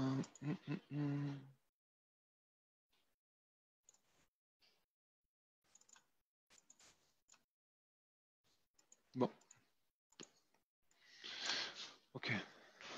Est-ce que, Ikram, tu peux me faire un signe de la tête? Est-ce qu'on voit bien les points ou pas? Bof, bof. Bof, bof. Bon, on va faire 100. Parce que je m'en doutais. On va faire 100. On va faire 100. Je suis sûr que vous allez pouvoir comprendre même sans le paper. Je vous explique. En fait, le cerveau humain, écoutez bien, le cerveau humain, il sert qu'à une seule chose, en fait. Il a qu'une seule fonction. Si vous le laissez en mode automatique, hein, si vous laissez votre cerveau en mode automatique, il n'a qu'une seule fonction. Sa fonction, c'est quoi? C'est garantir votre sécurité. Donc, mon cerveau à moi, sa fonction, si je le laisse comme ça, en mode automatique, ça va être de garantir ma sécurité. Alors, comment fait le cerveau pour garantir ma sécurité et quelle que soit la sécurité, hein, sécurité physique, physiologique, affective, sociale, surtout sociale, hein, on est tous des êtres de société, donc on a besoin d'appartenir à un groupe, etc. Hein. Je ne vais pas vous refaire la pyramide de Maslow, mais qu'est-ce qui compte pour le cerveau? C'est la sécurité. Alors, comment il fait pour garantir ma sécurité? En fait, c'est facile. Il va utiliser des caméras, les yeux, des micros, l'ouïe, le toucher, donc les 5 sens. Il va utiliser les 5 sens. Chaque sens va apporter au cerveau des informations en continu. Toute la journée, les 5 sens apportent sous forme de signaux électriques, va apporter au cerveau des informations. Et le cerveau va faire quoi? Il va chercher à donner du sens à toutes ces informations parce que il faut qu'il donne du sens aux infos pour comprendre est-ce qu'il est en sécurité ou en insécurité. Et si d'ailleurs s'il est en insécurité, c'est là que les émotions vont jouer un rôle, hein, parce que vous allez avoir au niveau du cerveau limbique tout un mécanisme qui va s'enclencher pour générer des émotions comme la colère, la peur, etc. Pour changer quelque chose, pour se remettre en situation de sécurité. Alors, il faut comprendre qu'il y a trop d'informations qui arrivent. La réalité est complexe, elle est riche de milliards et de milliards d'infos. Et le cerveau doit donner du sens à toutes ces infos vite, très vite. C'est comme ça qu'il garantit la sécurité, c'est en donnant du sens vite. Alors, comment il va faire? Il va utiliser 3 mécanismes. 3 mécanismes. D'ailleurs, on en parlera à la fin du webinaire. Avec Sana, on a pour ambition aussi de partager, d'aller plus loin et de partager avec vous encore beaucoup plus de choses. Et on verra plus profondément ces 3 mécanismes, mais je vais vous en parler brièvement comme ça pour que vous compreniez. Donc, les 3 mécanismes utilisés par le cerveau pour donner du sens à cette réalité, c'est premier mécanisme, la généralisation. Qu'est-ce que ça veut dire la généralisation? Eh bien, l'info arrive et le cerveau va s'appuyer sur ce qu'il connaît déjà pour donner du sens à cette nouvelle information. Et donc, il va généraliser. Qu'est-ce que ça veut dire? Déjà, quand il voit les 9 points, comme j'ai essayé de les mettre là sur le paper, tout de suite, le cerveau il dit « mais je connais ça, c'est un carré ça ». Il a généralisé. Et à chaque fois qu'il verra quelque chose qui ressemble à ça, il dira « c'est un carré ». Et donc, il fabrique un carré. Et donc, après, il se pose la question de qu'est-ce qu'il faut faire, hein? Il faut passer sur les 9 points sans lever le stylo. Et donc, on fait bêtement comme ça le tour de ce carré-là sans pouvoir en sortir parce que pour nous, il y a un carré, quoi. Donc, intuitivement, on reste dedans. Donc, ça veut dire quoi? Premier mécanisme, généralisation. Généralisation en entreprise, on l'entend, on le voit tous les jours. Si la direction elle a décidé de faire ça, ça veut dire que. Si c'est une femme, ça veut dire que. Si c'est un homme, ça veut dire que. Si le client n'est pas content, ça veut dire que. S'il est content, ça veut dire que. En fait, on passe son temps à généraliser. Ce sont que des généralisations. Et on passe à côté de la réalité. On passe à côté de la vérité. D'ailleurs, on verra que on n'a pas accès finalement à cette vérité, à cette réalité, parce qu'on est emprisonné dans notre perception. Alors, premier mécanisme, la généralisation. Deuxième mécanisme, c'est la sélection. Qu'est-ce que ça veut dire la sélection? Le cerveau, parmi toutes les informations qui arrivent, va sélectionner les informations qu'il considère avoir de la valeur. Tiens, on retrouve la valeur qui arrive. Donc, on le garde en tête parce que vous allez voir que ça va être important pour la suite. Donc, il va sélectionner les éléments, les informations qui ont de la valeur. Sélection dit omission aussi, hein, au passage. Omission, ça veut dire qu'il y a des informations qu'on ne va pas sélectionner, on va les omettre. Et puis, troisième mécanisme, c'est la distorsion. C'est quoi la distorsion? Je sélectionne une information, mais j'arrive pas à généraliser, j'arrive pas à lui trouver un sens parce que j'ai pas connu ça, je connais pas, c'est nouveau. Alors, qu'est-ce que je fais? Je vais pas remettre en question des années de croyances et de perceptions fabriquées, là. Il me suffit juste de modifier la petite info. Donc, je modifie la petite info. Et en modifiant la petite info, donc la distorsion, ça me permet de lui donner du sens. Qu'est-ce que ça veut dire? C'est-à-dire que le cerveau, pour appréhender la réalité, va fabriquer une représentation mentale de la réalité, et cette représentation mentale de la réalité va être fabriquée, entre autres, sur la base de 3 mécanismes, la généralisation, la sélection et la distorsion. D'ailleurs, si vous regardez ce jeu, en fait, ce jeu, c'est quoi? On part d'une feuille blanche. On part d'une feuille blanche dans laquelle il y a des milliards et des milliards de points possibles. On en sélectionne volontairement 9, de telle sorte, donc je sélectionne 9 points volontairement de telle sorte à ce que ça forme un carré, volontairement pour que vous généralisiez, que vous voyez un carré de telle sorte à être emprisonné dans le carré, alors qu'en fait, il y a plein de points différents. D'ailleurs, il suffit de rajouter un point là et un point là, et c'est ce qui nous permet de sortir finalement de ce fameux carré. Donc je dis souvent, moi, il n'y a pas de carré, il n'y a pas de cadre.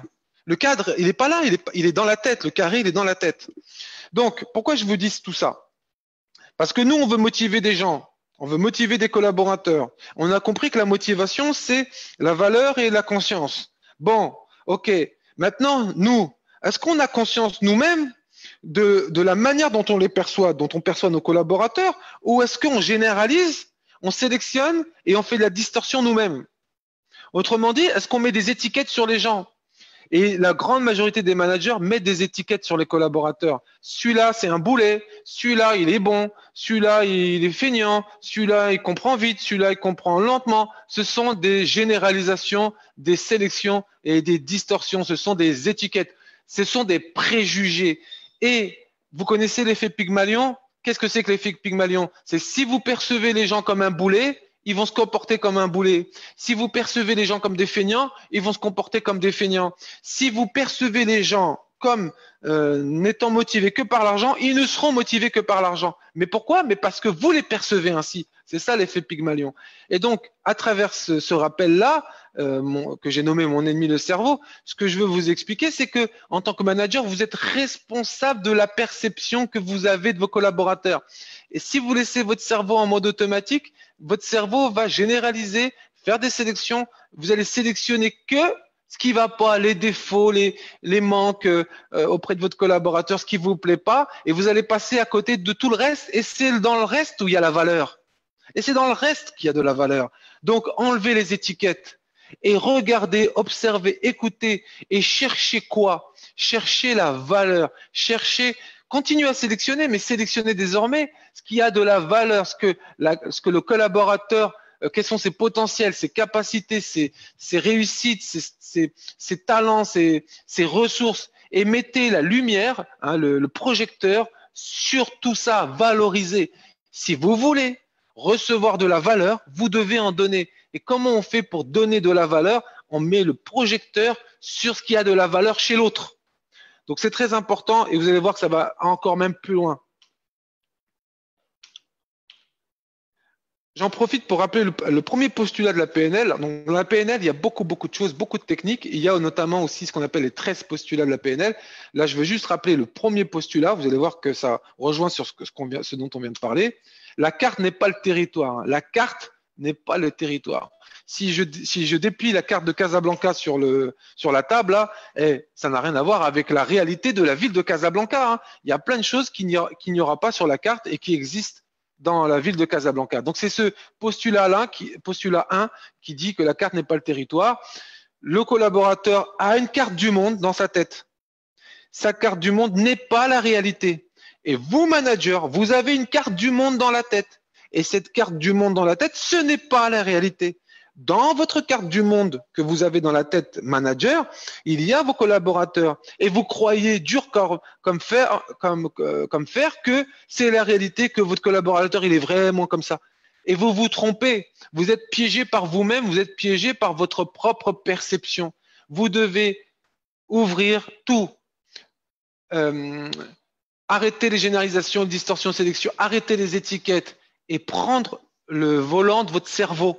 Arrêtez de le laisser avancer en automatique. Vous devez piloter en manuel. Et piloter en manuel, c'est quoi? C'est lorsque je suis avec mon collaborateur, je discute avec mon collaborateur, volontairement, je cherche qu'est-ce qui a de la valeur. Je cherche où est-ce que je peux valoriser ce qui est valorisable. Je cherche les talents, je cherche les points positifs. Bien que le monde, donc le territoire soit réel, nous n'opérons pas directement sur cette réalité, nous opérons plutôt sur la représentation, donc la carte que nous en avons, et qui nous sert à édifier nos comportements. De la même façon, les mots que nous utilisons ne sont pas les événements ou les objets qu'ils représentent. C'est donc dire que chacun de nous construit sa propre vision du monde et que celle-ci diffère d'un individu à l'autre. Donc, au passage, si vous voulez motiver vos équipes, faites preuve vraiment d'humilité, d'humilité. Je vois trop de managers qui croient que être manager, c'est se positionner comme le sachant, comme celui qui sait, comme celui qui a la vérité, qui connaît. C'est pas ça, un manager.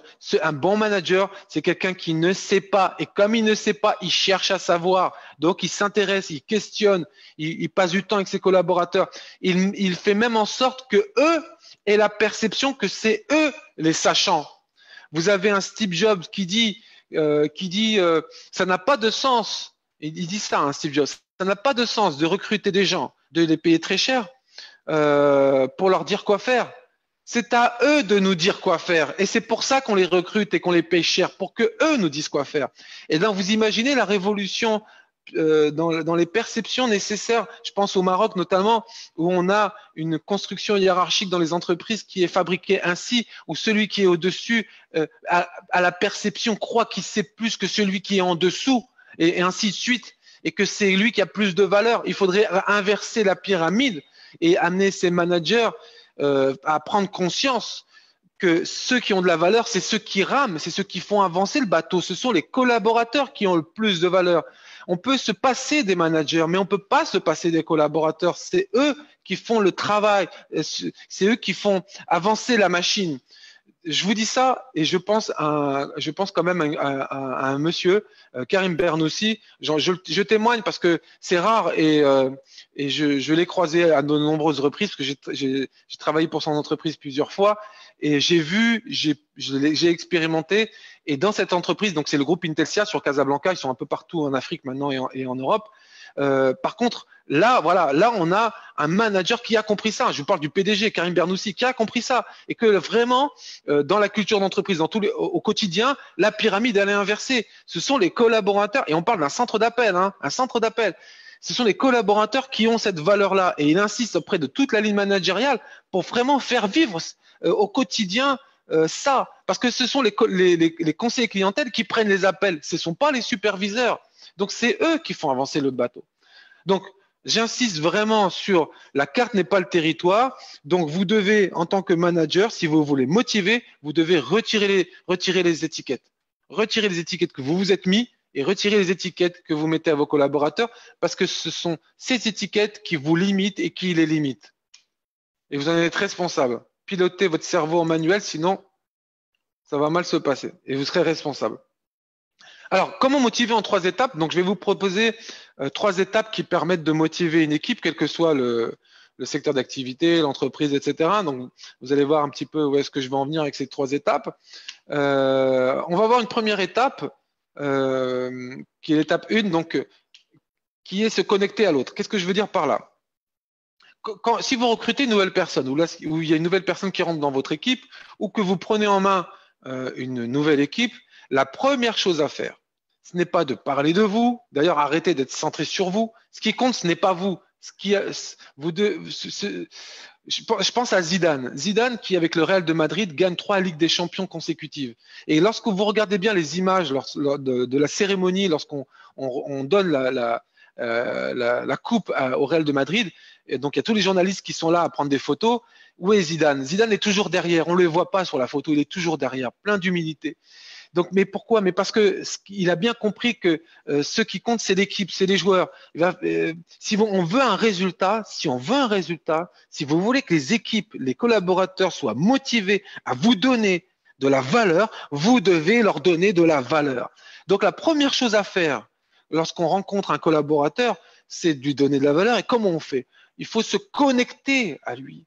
Il faut aller dans son monde. Il faut aller le voir, le rencontrer et s'intéresser à lui et le questionner sur lui. Ce qui compte, c'est lui, pas vous. J'ai trop de managers, je les vois, ils sont là, ils parlent d'eux, donc voilà, ou ils parlent d'eux ou de leurs attentes. Voilà ce que j'attends de moi, de toi, voilà ton travail, je serai intransigeant là-dessus, je compte sur toi pour faire ça. Ce qui compte, c'est ce travail-là, ce sont ces tâches. Ils parlent de lui. Donc, c'est pas comme ça qu'on se connecte à quelqu'un. Comment on se connecte à quelqu'un? Bonjour, tu viens d'où? quel est ton parcours, comment ça se fait que tu es arrivé là, et qu'est-ce que tu as décidé du coup. On s'intéresse à lui. D'ailleurs, on s'intéresse plus précisément, vous allez voir au fur et à mesure des 3 étapes, à sa représentation mentale du monde à lui. On s'intéresse à sa carte du monde à lui. Si vous voulez qu'il s'intéresse à votre carte du monde, vous devez vous intéresser à sa carte du monde. Mais si vous ne faites pas ça, si vous ne faites rien de tout ça, la seule chose qui se sentira légitime de réclamer, c'est le salaire. On veut plus de salaire. On veut plus. Si tu veux que je sois plus motivé, donne-moi plus de salaire. Mais oui, parce que c'est la seule chose légitime qui peut exiger, réclamer. Il va pas vous dire, hey, donne-moi plus de valeur, intéresse-toi à ma carte du monde. Mais non. Donc, vous devez comprendre que la première chose à faire, c'est se connecter à l'autre. Donc, il y a des millions de façons de faire pour se connecter à quelqu'un. Déjà, il faut le vouloir, il faut arrêter d'être centré sur soi, il faut être ouvert aux gens. Moi, je dis souvent, il faut aimer les gens, mais c'est pas parce qu'on aime les gens qu'on va faire du management par l'affect. Non, mais aimer les gens, c'est qu'on va s'intéresser à eux. Donc, première façon de se connecter, c'est on les regarde dans les yeux, on les écoute, on les questionne et on s'intéresse à eux. Donc, c'est la première étape. On pourrait imaginer, par exemple, une première phase d'observation avec un rendez-vous individuel. Et là, la question qu'il faudrait poser, que je conseille de poser tout de suite, enfin, au bout d'un moment, c'est dis-moi, qu'est-ce qui te motive ou qu'est-ce qui te plaît dans ton travail? Et là, on s'intéresse à la personne. On écoute, on questionne, on prend des notes et on reformule pour montrer vraiment que ce qu'il a dit a de la valeur. Donc, vous voyez, regardez, je reviens en arrière. Qu'est-ce qui te plaît et te motive dans ton travail? Tu sais pourquoi je te pose cette question? Parce que ce qui te plaît a de la valeur pour moi. Ce qui te motive, toi, dans ton travail a de la valeur pour moi. D'ailleurs, je t'écoute parce que ce que tu dis a de la valeur. Je questionne parce que je veux en savoir plus, parce que ce que tu penses a de la valeur. Je prends des notes parce que ce que tu me dis, tes réponses ont de la valeur. Et je reformule pour bien montrer que ça a de la valeur. Vous voyez comment on fait pour donner de la valeur à quelqu'un? Et puis, on peut lui poser aussi la question inverse. Qu'est-ce qui peut te déplaire et donc te démotiver dans ton travail? Parce que même ce qui les facteurs de démotivation ont de la valeur pour moi. Ça a de la valeur de savoir qu'est-ce qui peut te démotiver. Donc, j'écoute, je questionne. Alors, je prends pas de notes parce que comme il va me dire ce qu'il aime pas, je veux qu'il sache que la confidentialité a de la valeur aussi et que je respecte ça. Et je donne pas mon avis parce qu'il s'agit pas de ma carte du monde. Ce qui compte, c'est la tienne. C'est de donner de la valeur à toi, à ta carte du monde. Et ne pas juger parce que si je juge ce que tu me dis, je dévalorise ce que tu me dis. Vous voyez bien que le fil rouge, c'est valoriser, valoriser, valoriser, valoriser. Donc ça, c'est l'entretien qu'il faut faire en privé, sans N+2, donc en one-to-one, assis dans une salle de réunion. Malheureusement, en management aujourd'hui, en France, beaucoup, hein, je le vois, on ne fait des entretiens que lorsque ça ne va pas, que lorsqu'il s'agit de recadrer les gens ou il y a un truc qui ne va pas. Alors là, on réserve des salles, là, il n'y a pas de problème. Là, on dépense du temps, des heures et des heures. Mais pour valoriser les gens, c'est fou, c'est comme si on ne voulait pas passer de temps à mettre de l'essence dans la voiture. Mais vous devez mettre de l'essence dans la voiture, donc il faut valoriser les gens. Donc on prend une salle, 15-30 minutes, c'est le minimum. Étape 2, donc qu'on se comprenne bien, après avoir après s'être connecté aux gens, et après leur avoir demandé, pour leur montrer qu'ils ont de la valeur, ce qui les motive, démotive, et d'être s'être connecté, eh bien on va pouvoir passer à l'étape 2. L'étape 2, c'est continuer à donner de la valeur. On va continuer à donner de la valeur au quotidien. Alors, pour ça, c'est là où j'ai prévu le paper. J'espère que le paper, déjà, je lève un peu la caméra. Voilà, comme ça, je vais pouvoir le rapprocher.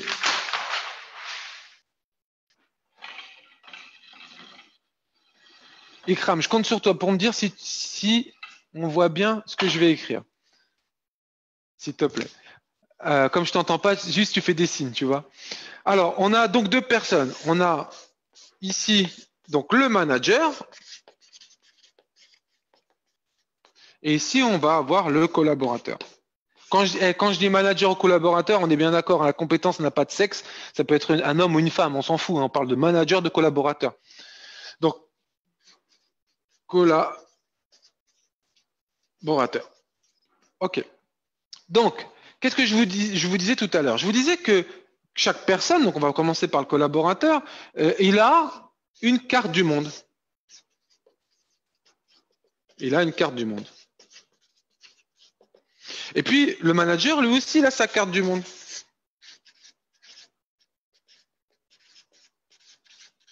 Sa carte du monde, c'est sa représentation mentale de la réalité. Dedans, on va trouver les objectifs du manager, sa vision du métier, tout ce qu'il veut, etc. Ici, pareil, la carte du monde du collaborateur, on va trouver qu'est-ce qui a de la valeur pour lui. Faut comprendre que ce qu'il y a dans ma carte, c'est ce qui a de la valeur pour moi. Puisque ma carte, c'est quoi? C'est sélection de plein d'infos qui ont de la valeur, je généralise, donc c'est ma façon de voir le monde. Pour moi, c'est même la réalité. J'ai la croyance que c'est ça la réalité. Donc vous voyez bien qu'on est dans la valeur absolue là. La valeur absolue, c'est la manière dont je perçois le monde. Et c'est pareil pour le manager. Alors, la grosse erreur à ne pas faire au quotidien, lorsqu'on est manager, c'est de parler de sa carte. Arrêtez de parler de votre carte. Quand vous faites des réunions, des entretiens ou même sur le plateau au quotidien, arrêtez de parler de votre carte. Vous devez questionner, je vais faire ça, des pointillés. Vous devez questionner la carte de l'autre. Mais comment on fait pour questionner la carte de l'autre? Il faut questionner son langage. Parce que c'est quoi son langage? Quand je parle du langage, bien sûr, verbal, non verbal, c'est quoi son langage? C'est l'expression de sa carte. Donc, si vous voulez valoriser quelqu'un, eh bien, vous devez valoriser sa carte. Et comment on fait pour valoriser sa carte? On questionne, on valorise son langage. Donc, il faut beaucoup écouter. Il faut avoir des grandes oreilles, des grands yeux. Voilà. On peut même rajouter un grand cœur pour les émotions, pour comprendre ce que l'autre ressent. Et on va mettre une petite bouche parce qu'il va falloir arrêter de parler. D'accord? On peut rajouter un gros nez pour sentir, mais l'idée c'est quoi? C'est d'être centré sur l'autre. Si vous voulez que l'autre vous donne de la valeur, vous devez lui en donner. On parle d'ailleurs, j'aime bien cette expression, c'est crédit avant débit. Crédit avant débit. Qu'est-ce que ça veut dire crédit avant débit? C'est que si vous allez, je ne sais pas, à votre banque, au guichet, et que vous dites bonjour madame, je veux faire un retrait, elle va vous dire oui, combien? Et si vous dites je veux faire un retrait d'1 million de dirhams, elle va peut-être rigoler, en tout cas la mienne, elle va rigoler, et puis elle va me dire c'est possible, mais à condition que vous créditiez votre compte d'1 million. Si vous créditez votre compte d'1 million, ensuite vous pourrez faire un débit d'1 million. Et donc c'est pareil avec les êtres humains, que ce soit en management ou autre chose d'ailleurs. Avec les enfants, c'est pareil aussi. Si vous voulez que votre équipe vous donne de la valeur, donc vous voulez débiter, il faut créditer avant. Et comment on fait pour créditer? On donne de la valeur à ce qui a de la valeur aux autres. Donc, on est centré sur eux, centré sur ce qu'ils disent, et on donne de la valeur à eux. Et vous allez voir que vous allez découvrir des champs, des périmètres, des choses inconnues, fantastiques. Vous allez redécouvrir les gens et vous allez découvrir des créatures exceptionnelles parce que chaque être humain est une créature exceptionnelle avec des capacités, des ressources illimitées. D'ailleurs, j'en reviens à l'équation d'Einstein. Dans l'équation d'Einstein, E égale mc2, on en est donc arrivé à comprendre que dans un atome, c'est minuscule, c'est microscopique, un atome d'uranium, par exemple, il y a une capacité d'énergie extraordinaire. Et c'est grâce à ça qu'on fait malheureusement une bombe nucléaire ou l'électricité nucléaire en France, elle est basée là-dessus. Ce que je veux dire par là, c'est que qu'est-ce qu'il découvre Einstein? C'est que même dans un atome de masse tout petit, il y a une quantité d'énergie extraordinaire. Et bien avec les êtres humains, c'est pareil.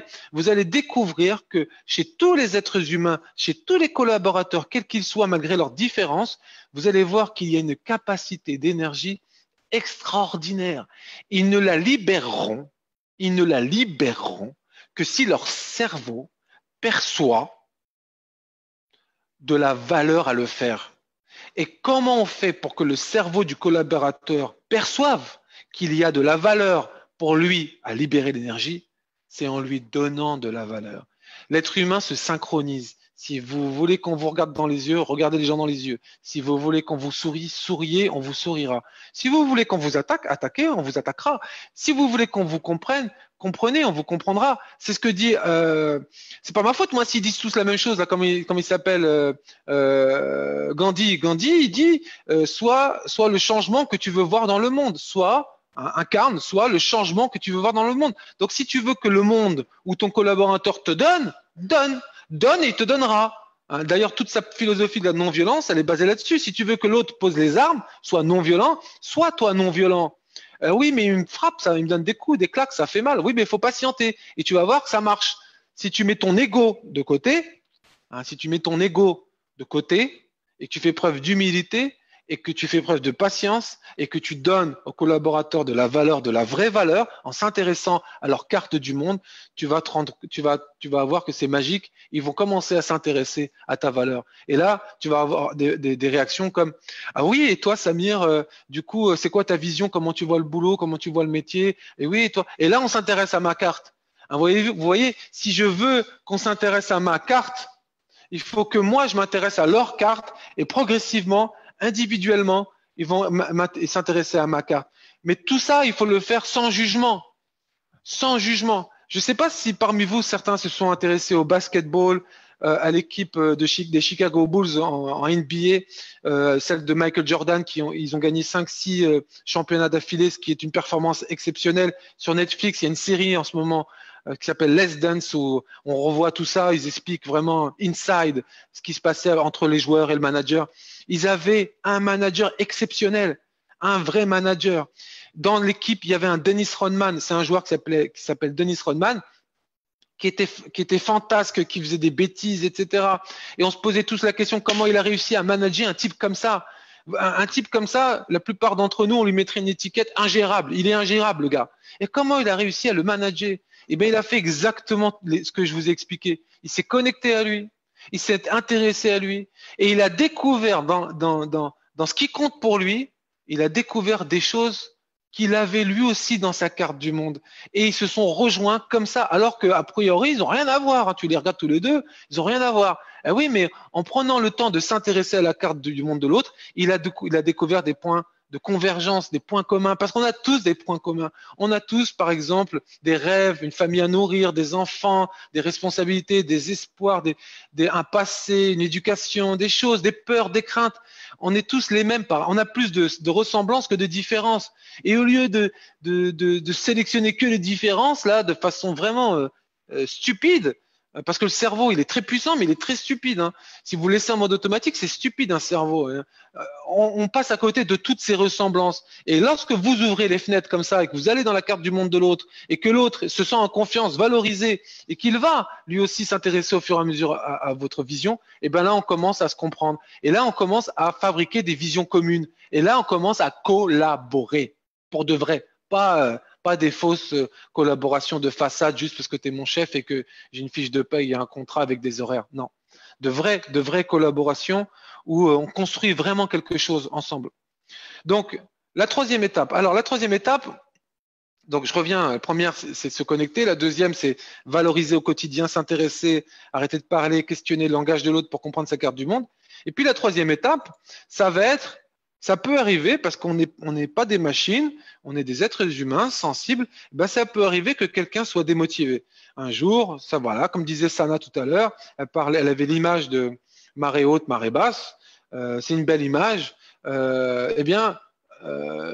peut arriver que vous ayez un collaborateur qui soit démotivé. Et donc là, ce que je veux partager avec vous, c'est une stratégie d'entretien qui permet de remotiver quelqu'un sur la base de tout ce qu'on vient de voir. Donc, c'est une stratégie qu'on va mettre en place en 5 étapes. Donc, la première étape, c'est ce qu'on appelle un entretien de remotivation. La première étape, ça va être de préparer l'entretien minimum la veille, hein, pas le jour même. Vraiment la veille, il faut préparer son entretien. Quand je dis préparer, vous pouvez aussi envoyer une invitation ou dire à votre collaborateur, voilà, demain à telle heure, on se voit dans cette salle. On prend rendez-vous. Tout ça, c'est pour valoriser. Vous voyez, si vous attendez 10 minutes avant, ça veut dire que c'est pas important. Si vous faites l'effort de le prévenir la veille ou 2 jours avant, même avec un mail, c'est que ça a vraiment de la valeur. Donc, une fois qu'on est assis avec lui en entretien, on va commencer avec l'étape 1. Vous allez, comme ça, énumérer ce qu'on appelle les constats des indices de démotivation. Donc, vous n'allez pas lui dire j'ai remarqué que tu étais démotivé. Non, vous allez lui dire j'ai constaté, j'ai remarqué que tu plaisantes plus comme avant, tu rigoles plus comme avant, tes résultats commencent à baisser. Vous allez partager avec lui des constats d'indices, hein, des faisceaux d'indices qui vous font penser, vous, qu'il est démotivé, mais sans jamais employer le mot démotivation. En faisant ça, vous allez en fait, vous allez voir que tout ce processus permet de redonner de la valeur. Parce que lorsqu'on déclenche un entretien, c'est pour dire à la personne qu'elle a de la valeur. Quand on commence l'entretien en disant voilà, j'ai remarqué que tu souris plus, que tu plaisantes plus avec les uns les autres, que d'habitude tu donnes ton avis en réunion, là tu dis plus rien. Et ben on est en train de lui dire qu'on le regarde en fait, qu'on l'observe, parce qu'il a de la valeur. Donc là on recommence à donner de la valeur. Et puis en étape 2, on va chercher à comprendre, sans jamais contredire ou juger. Donc on prend son stylo et on lui pose la question, explique-moi, qu'est-ce qui se passe? Qu'est-ce qui se passe? Et on essaie de comprendre sans jamais juger, sans jamais se contredire. Et si vous avez quelqu'un qui veut pas parler, au début, ça arrive souvent, qui vous dit non, rien, ça va aller, ça va passer. Non, non, insistez. Non, non, j'insiste. Je veux comprendre. Dis-moi, qu'est-ce qui se passe? Il faut qu'il sente qu'il a tellement de valeur à vos yeux, qu'il peut s'exprimer, qu'il peut parler en toute sécurité, en toute confiance, que vous ne le jugerez pas, que vous ne le contredirez pas. Il s'agit de le remotiver. Ensuite, une fois qu'il vous a évoqué, par exemple, le point ou les points qui vont pas, et même si c'est le salaire, imaginons que ça soit le salaire, imaginons, ouais, voilà, ça commence à être difficile avec mon salaire pour joindre les deux bouts, c'est pour ça que ça va pas trop bien. Même si si vous voulez, le facteur de démotivation est lié au salaire et à l'argent, creusez-le et allez jusqu'au bout. Ah bon? Et combien tu voudrais gagner? Et etc., etc. Pourquoi? Parce que l'étape 3, ça va être quoi? L'étape 3, ça va être chercher des solutions. Donc, bien sûr, il faudra refuser les solutions impossibles, mais vous n'êtes pas un magicien, mais vous cherchez des solutions pour montrer que ça a tellement de la valeur que vous allez participer à la recherche de solutions. Et je reviens sur le salaire, et même si c'est une revendication salariale, eh ben, il faut lui poser la question. Et c'est là qu'on retrouve le C dans l'équation M égale motivation égale valeur fois conscience. Parce que on va lui poser la question, imaginons qu'il touche, je dis n'importe quoi, hein, imaginons qu'il touche 7000 dirhams. Et là, qu'il me dit qu'il s'en sort pas, qu'il aimerait toucher, par exemple, 8000 dirhams. Eh ben, on va lui poser la question. Ah ouais, et comment tu vas faire pour toucher 8000 dirhams? Et il faut insister sur cette question. Pourquoi? Parce qu'il faut l'amener à prendre conscience. Que toucher 8000 dirhams, donc gagner 1000 dirhams de plus, par exemple, c'est de sa responsabilité. Que c'est pas un enfant et que vous n'êtes pas son papa. C'est pas un enfant qui demande une glace et vous allez lui donner ou pas lui donner une glace. C'est pas comme ça que ça marche. C'est un adulte. Et donc, vous devez le traiter en adulte et il doit se comporter en adulte. Donc, vous devez l'amener à prendre conscience de ses responsabilités. Donc, comment tu vas faire pour gagner 8000 dirhams? Ici, il te dit même, je vais jusqu'au bout, hein. Imaginons, oui, bah, c'est à toi de me le donner. Mais comment veux-tu que moi, je te donne 8000 dirhams? Qu'est-ce qui te fait penser que je peux te donner 8000 dirhams? Et comment tu vas faire même pour convaincre la direction, etc., de te donner 8000 dirhams? Autrement dit, vous allez le remettre en situation de responsabilité et surtout en mode action. Parce que soit il subit, et s'il subit, il va continuer à se démotiver, à déprimer, soit il se remet à l'action. Et tout est possible. Et c'est possible. On ne connaît pas le futur. Je suis pas Madame Irma. Je suis pas voyant. Et je peux pas dire si demain c'est possible ou impossible pour lui de gagner 8 milliards. On n'en sait rien. Peut-être que si il met en place un plan d'action extraordinaire et qu'il parvient à avoir des super résultats et qu'il va discuter avec la direction, je sais pas quoi. Et peut-être ou qu'il réussit un travail extraordinaire. Peut-être qu'il pourrait obtenir cette augmentation même si on l'a jamais donné dans la société. Tout est possible. Mais c'est à lui d'aller le chercher. Je peux l'aider en l'accompagnant, etc. Mais il faut qu'il comprenne que c'est lui qui est responsable. S'il y a quelque chose qui ne va pas, vous êtes là pour l'accompagner. Et accompagner quelqu'un, c'est l'amener à prendre conscience de ses responsabilités. Donc, on cherche des solutions et dans la grande majorité des cas, c'est pour des petites choses. Hein. Et dans la grande majorité des cas, juste le fait d'avoir fait l'étape 0, 1, 2, d'avoir commencé à chercher à comprendre, le collaborateur commence à faire part de ses propres solutions tout de suite. Et puis, il trouve… Parce qu'en fait, finalement, quand les gens sont démotivés, c'est comme un cri d'alerte, c'est une alarme pour dire j'ai besoin de reconnaissance. Vous me regardez pas, j'existe pas, j'ai pas de valeur, alors que je mérite tant de valeur.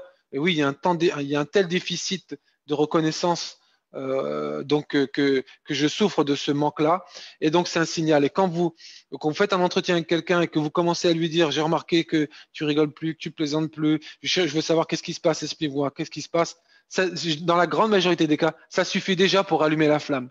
Ah, j'ai tellement de valeur qui m'a pris un entretien, il veut comprendre, c'est vraiment que je compte pour lui. Ah, bah si je compte pour lui, bah, il compte pour moi. Et tout ça, c'est inconscient, mais c'est humain, humain. Le piège ou le grand danger serait de rien faire et de laisser ça. Vous laissez, c'est comme une plante. Hein. Une plante, ça sert à rien de tirer sur la fleur.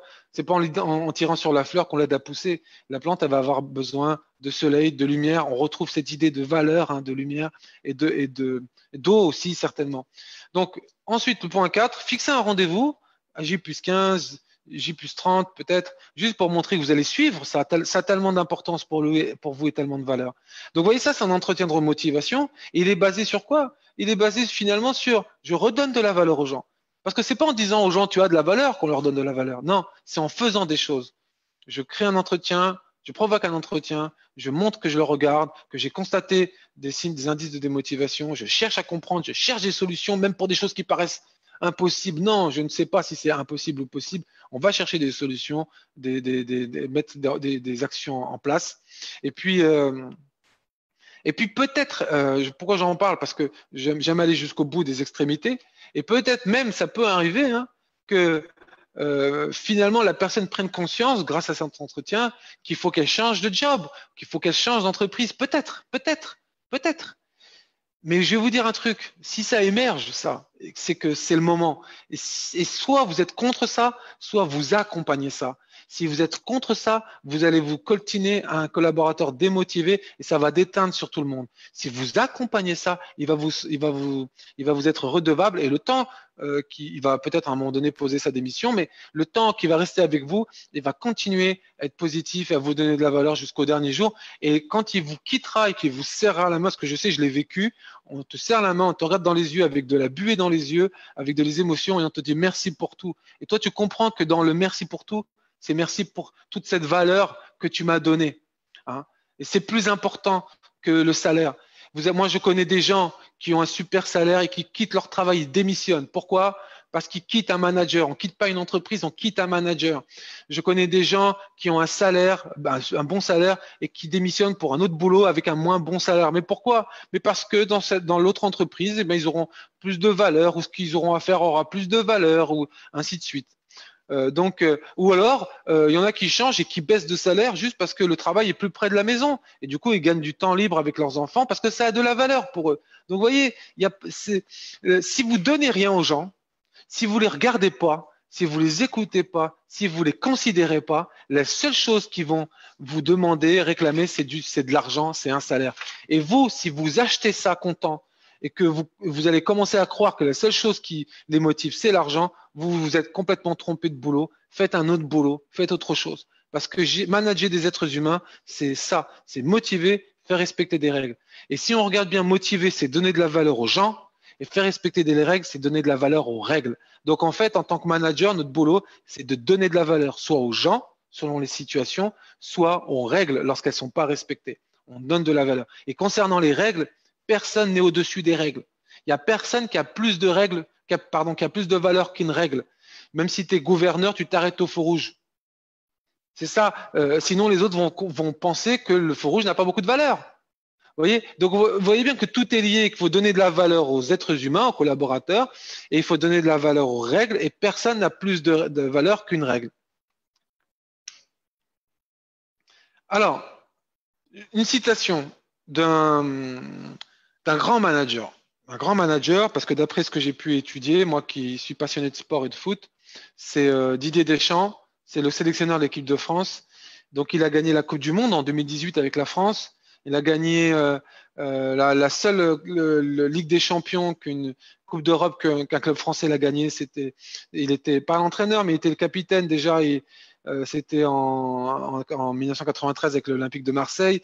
Il a gagné beaucoup de choses, beaucoup de choses. Et en fait, pourquoi il a gagné beaucoup de choses? C'est parce qu'il a compris un truc fondamental. Écoutez ce qu'il dit.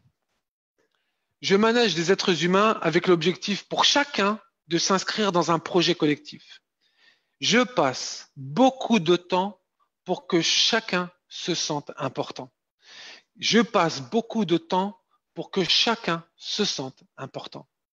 Donc, vous voyez, il le dit avec ses mots à lui. Et pourtant, il n'a pas fait de formation en management. Et même en tant que footballeur, je veux dire, même en tant que tactique de football, je ne suis pas d'accord avec lui, mais dans le management, il est très, très bon. C'est ça le secret du management. C'est de donner de la valeur aux gens. Plus vous donnez de la valeur aux gens, et plus les gens vous donneront de la valeur. Plus vous dévaloriserez les gens, et plus ils vous dévaloriseront. Donc, vous êtes responsable de leur motivation. Vraiment, on pourrait décortiquer son management, il est exemplaire. Alors, on va basculer finalement sur 4 valeurs qui sont les valeurs cardinales du manager. Il y a plus que 4 valeurs, mais pour moi, les 4 valeurs les plus importantes pour un manager pour bien réussir. On en a parlé tout à l'heure, c'est l'humilité. Ce qui compte, ce n'est pas moi, c'est l'équipe. Si vous donnez ça à l'équipe, ils vous donneront. Ils vous donneront quel que soit le salaire. Ils vous donneront beaucoup plus que ce que vous les payez. Ensuite, la remise en question. La remise en question parce que on travaille avec des êtres humains. Les êtres humains, c'est fragile. Et en plus, on est responsable. S'ils sont motivés, c'est de ma responsabilité. Donc, ou s'ils sont démotivés. Donc, je dois me remettre en question. Ensuite, l'équité, très important, parce que l'équité, ça veut dire est-ce que les membres de l'équipe, on va imaginer une équipe de 10, est-ce que dans l'équipe, chacun a autant de valeur ou il y en a qui ont plus de valeur que d'autres? Ça, malheureusement, au Maroc, on a un problème avec ça. On a trop ça dans les entreprises. On doit remettre de l'équité. Chaque collaborateur, quel qu'il soit, a autant de valeur. Ça me rappelle un truc que j'ai vécu à Agadir il y a peut-être 3 ans. Je réserve une chambre d'hôtel pour moi, ma femme et mon fils dans un bel hôtel à Agadir. Et j'arrive, je fais la route et je venais de Casa. Je fais la route Casa-Agadir. On arrive, on est fatigué. Je dépose devant l'hôtel ma femme et les bagages, voilà. Et je vois une place juste là, en face. Juste en face de la porte, je vois une place libre. Alors, je vais pour me garer. Et là, il y a le gardien de la sécurité qui vient me voir et qui me dit non, non, non, tu peux pas te garer ici. Je dis pourquoi? Je suis client, j'ai réservé. Et puis c'est un hôtel 5 étoiles quand même, c'est pas haut. Et il y a une place, elle est libre. Écoutez bien la réponse. Cette place est réservée à la direction. Cette place est réservée à la direction. La direction se réserve les meilleures places. Et là, c'est juste en tant que client, je suis même pas. Mais c'est pour vous dire. C'est pour vous dire.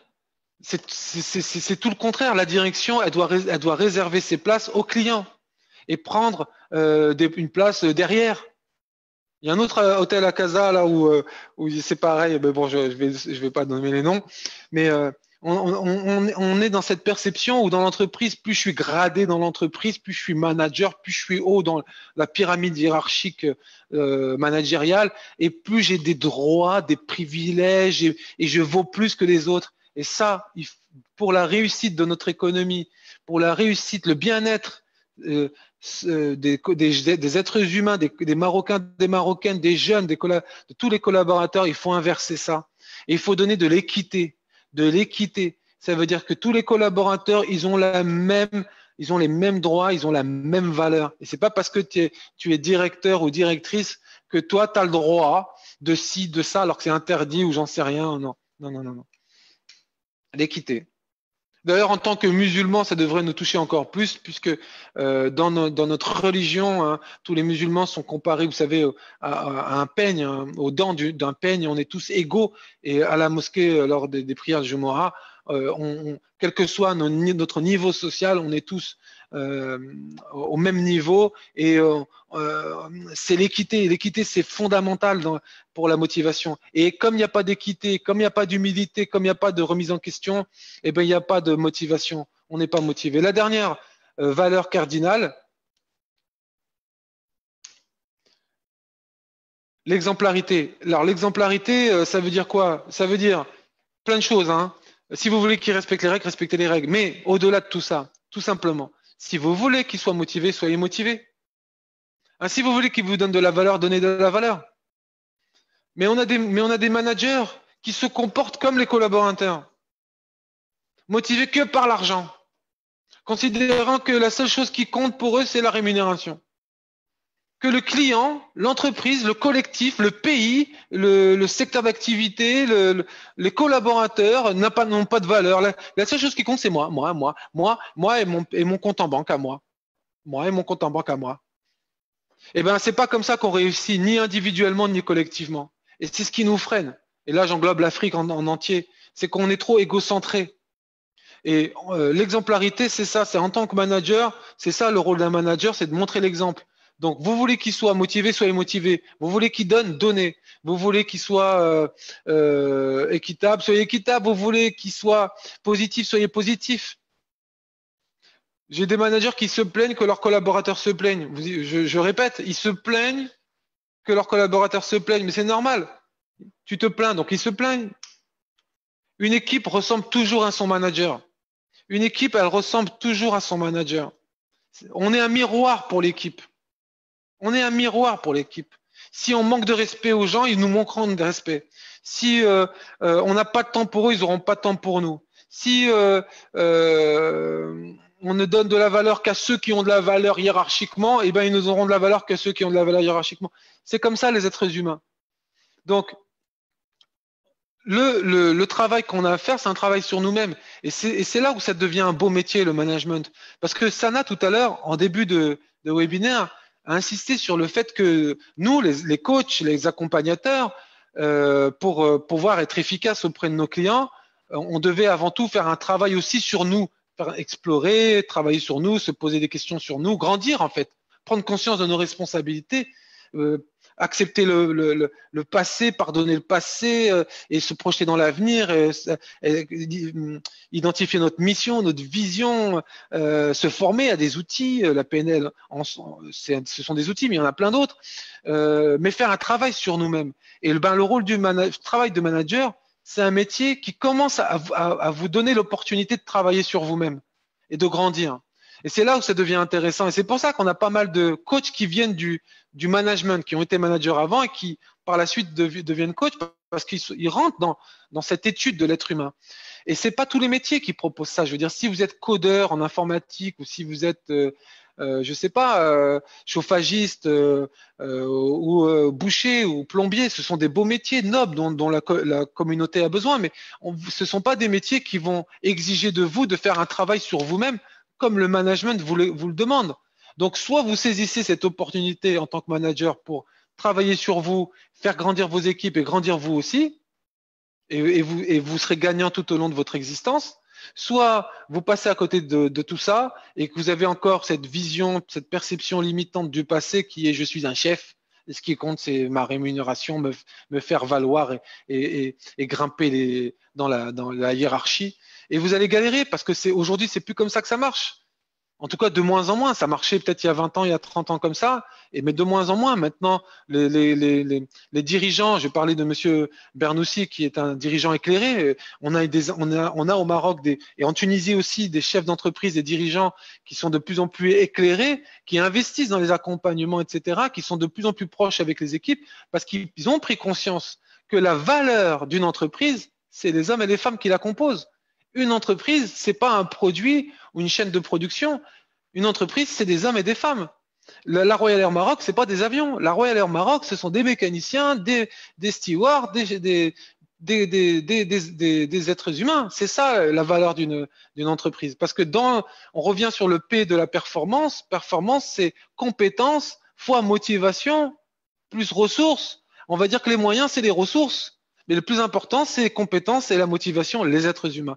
Et alhamdoulilah, notre pays, il n'y a pas que notre pays, mais je suis fier de ça quand je vois, parce que moi je voyage beaucoup, je travaille en France, je travaille un peu partout, et je vois que au Maroc notamment, en Tunisie aussi, on est de plus en plus ouvert à ça, au développement du capital humain. En France, on est dans une phase de régression, on est dans une phase de crise ou vous savez, de nostalgie du passé où aujourd'hui, c'est les Français en général, je caricature et je généralise, mais vont considérer que le problème c'est le système.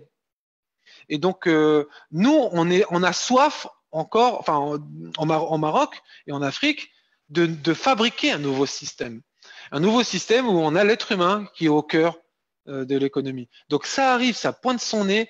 On voit des grandes firmes comme l'OCP, je sais, parce que j'ai travaillé pour eux, donc je peux le témoigner, qui mettent plein de choses en place là-dessus. Donc on avance vers ça, c'est l'avenir. Donc soit vous avancez vers l'avenir, soit vous reculez vers le passé, à vous de choisir. Bon, j'ai essayé voilà, j'ai fait 2 heures, un peu moins, parce que on avait pris un quart d'heure pour démarrer. Donc j'ai essayé de partager avec vous en 2 heures, c'est rapide, 2 heures, hein, c'est court, un maximum de choses sur la motivation. J'espère que ça a pu vous éclairer, vous donner des billes, des astuces, des choses qui vous nourrissent. Je vous propose donc de passer aux questions-réponses. Pour ça, je vais avoir besoin de ton aide, Sana, si tu es toujours là, si tu n'es plus là, je vais me débrouiller. Non, je suis toujours là. Ah, tu es toujours là. Oui, oui, je suis toujours là. Une très belle présentation. Bravo pour ce beau travail et pour cette générosité qui te ressemble. Je ne suis pas du tout surprise. Une très belle qualité sur le plan pédagogique, c'est juste excellent. Je Et te donc, remercie. au niveau des questions, il n'y a pas eu beaucoup de questions. Je suppose que la présentation a été très claire et donc il n'y a pas de questions pour l'instant, sauf s'il y en a qui vont émerger maintenant. Non, mais je vois qu'il y a Alors, simplement des Si, il y a quelqu'un. Alors, attends, il y a Lina, je crois, qui demande la parole. Lina qui demande. Alors, dans ce cas-là, tu sais ce que tu vas faire, s'il te plaît, Ouais. si tu arrêtes la présentation, Oui, je vais nous arrêter. allons pouvoir voir En même temps, je dis au revoir à ceux qui nous suivent en live sur Facebook et je vous dis donc à la prochaine. Je pense qu'on va se voir jeudi à la même heure, 14 heures. On va parler de confiance en soi avec notre coach, live coach, Fatin El Hassani. Donc, notez bien, jeudi à 14 heures. Donc, ça, c'est l'actualité l'actualité de Coaching News Magazine. L'autre actualité, c'est que nous avons une très belle rencontre avec Stéphane Hérault, qui est coach transformationnel et qui vient de faire sortir un très beau livre. Il est aussi dans le yoga, donc qui vient de faire sortir un très beau livre sur le yoga. Il va nous parler de comment transformer nos limites. Et donc, d'autres surprises vous attendent tout au long du mois de juillet. Nous sommes avec vous encore jusqu'au 30 juillet. Tout, notez bien, mardi, jeudi 14 heures et sur Instagram à 21 heures avec des invités d'exception. Je les remercie tous pour nous faire confiance et pour participer à cette belle aventure humaine. Donc, vous êtes sur CNM Solidarité. Autre actualité intéressante, c'est que avec Samir, je vais co-animer une master class. Donc, c'est plutôt 4 master class plus un focus group. Je vais demander à Raja, pour les personnes qui sont intéressées, de télécharger le PDF que Raja va vous envoyer tout de suite dans le chat. Et bien sûr, nous sommes encore avec vous une petite dizaine de minutes pour répondre à vos questions. N'hésitez pas à nous suivre sur CNM, sur Instagram et sur Facebook, Coaching News Magazine. Donc, je laisse Samir répondre à vos questions et je suis là pour les écouter. Donc, tu as arrêté le partage. Oui. Je vais aussi arrêter le partage avec le live. Donc, arrêter.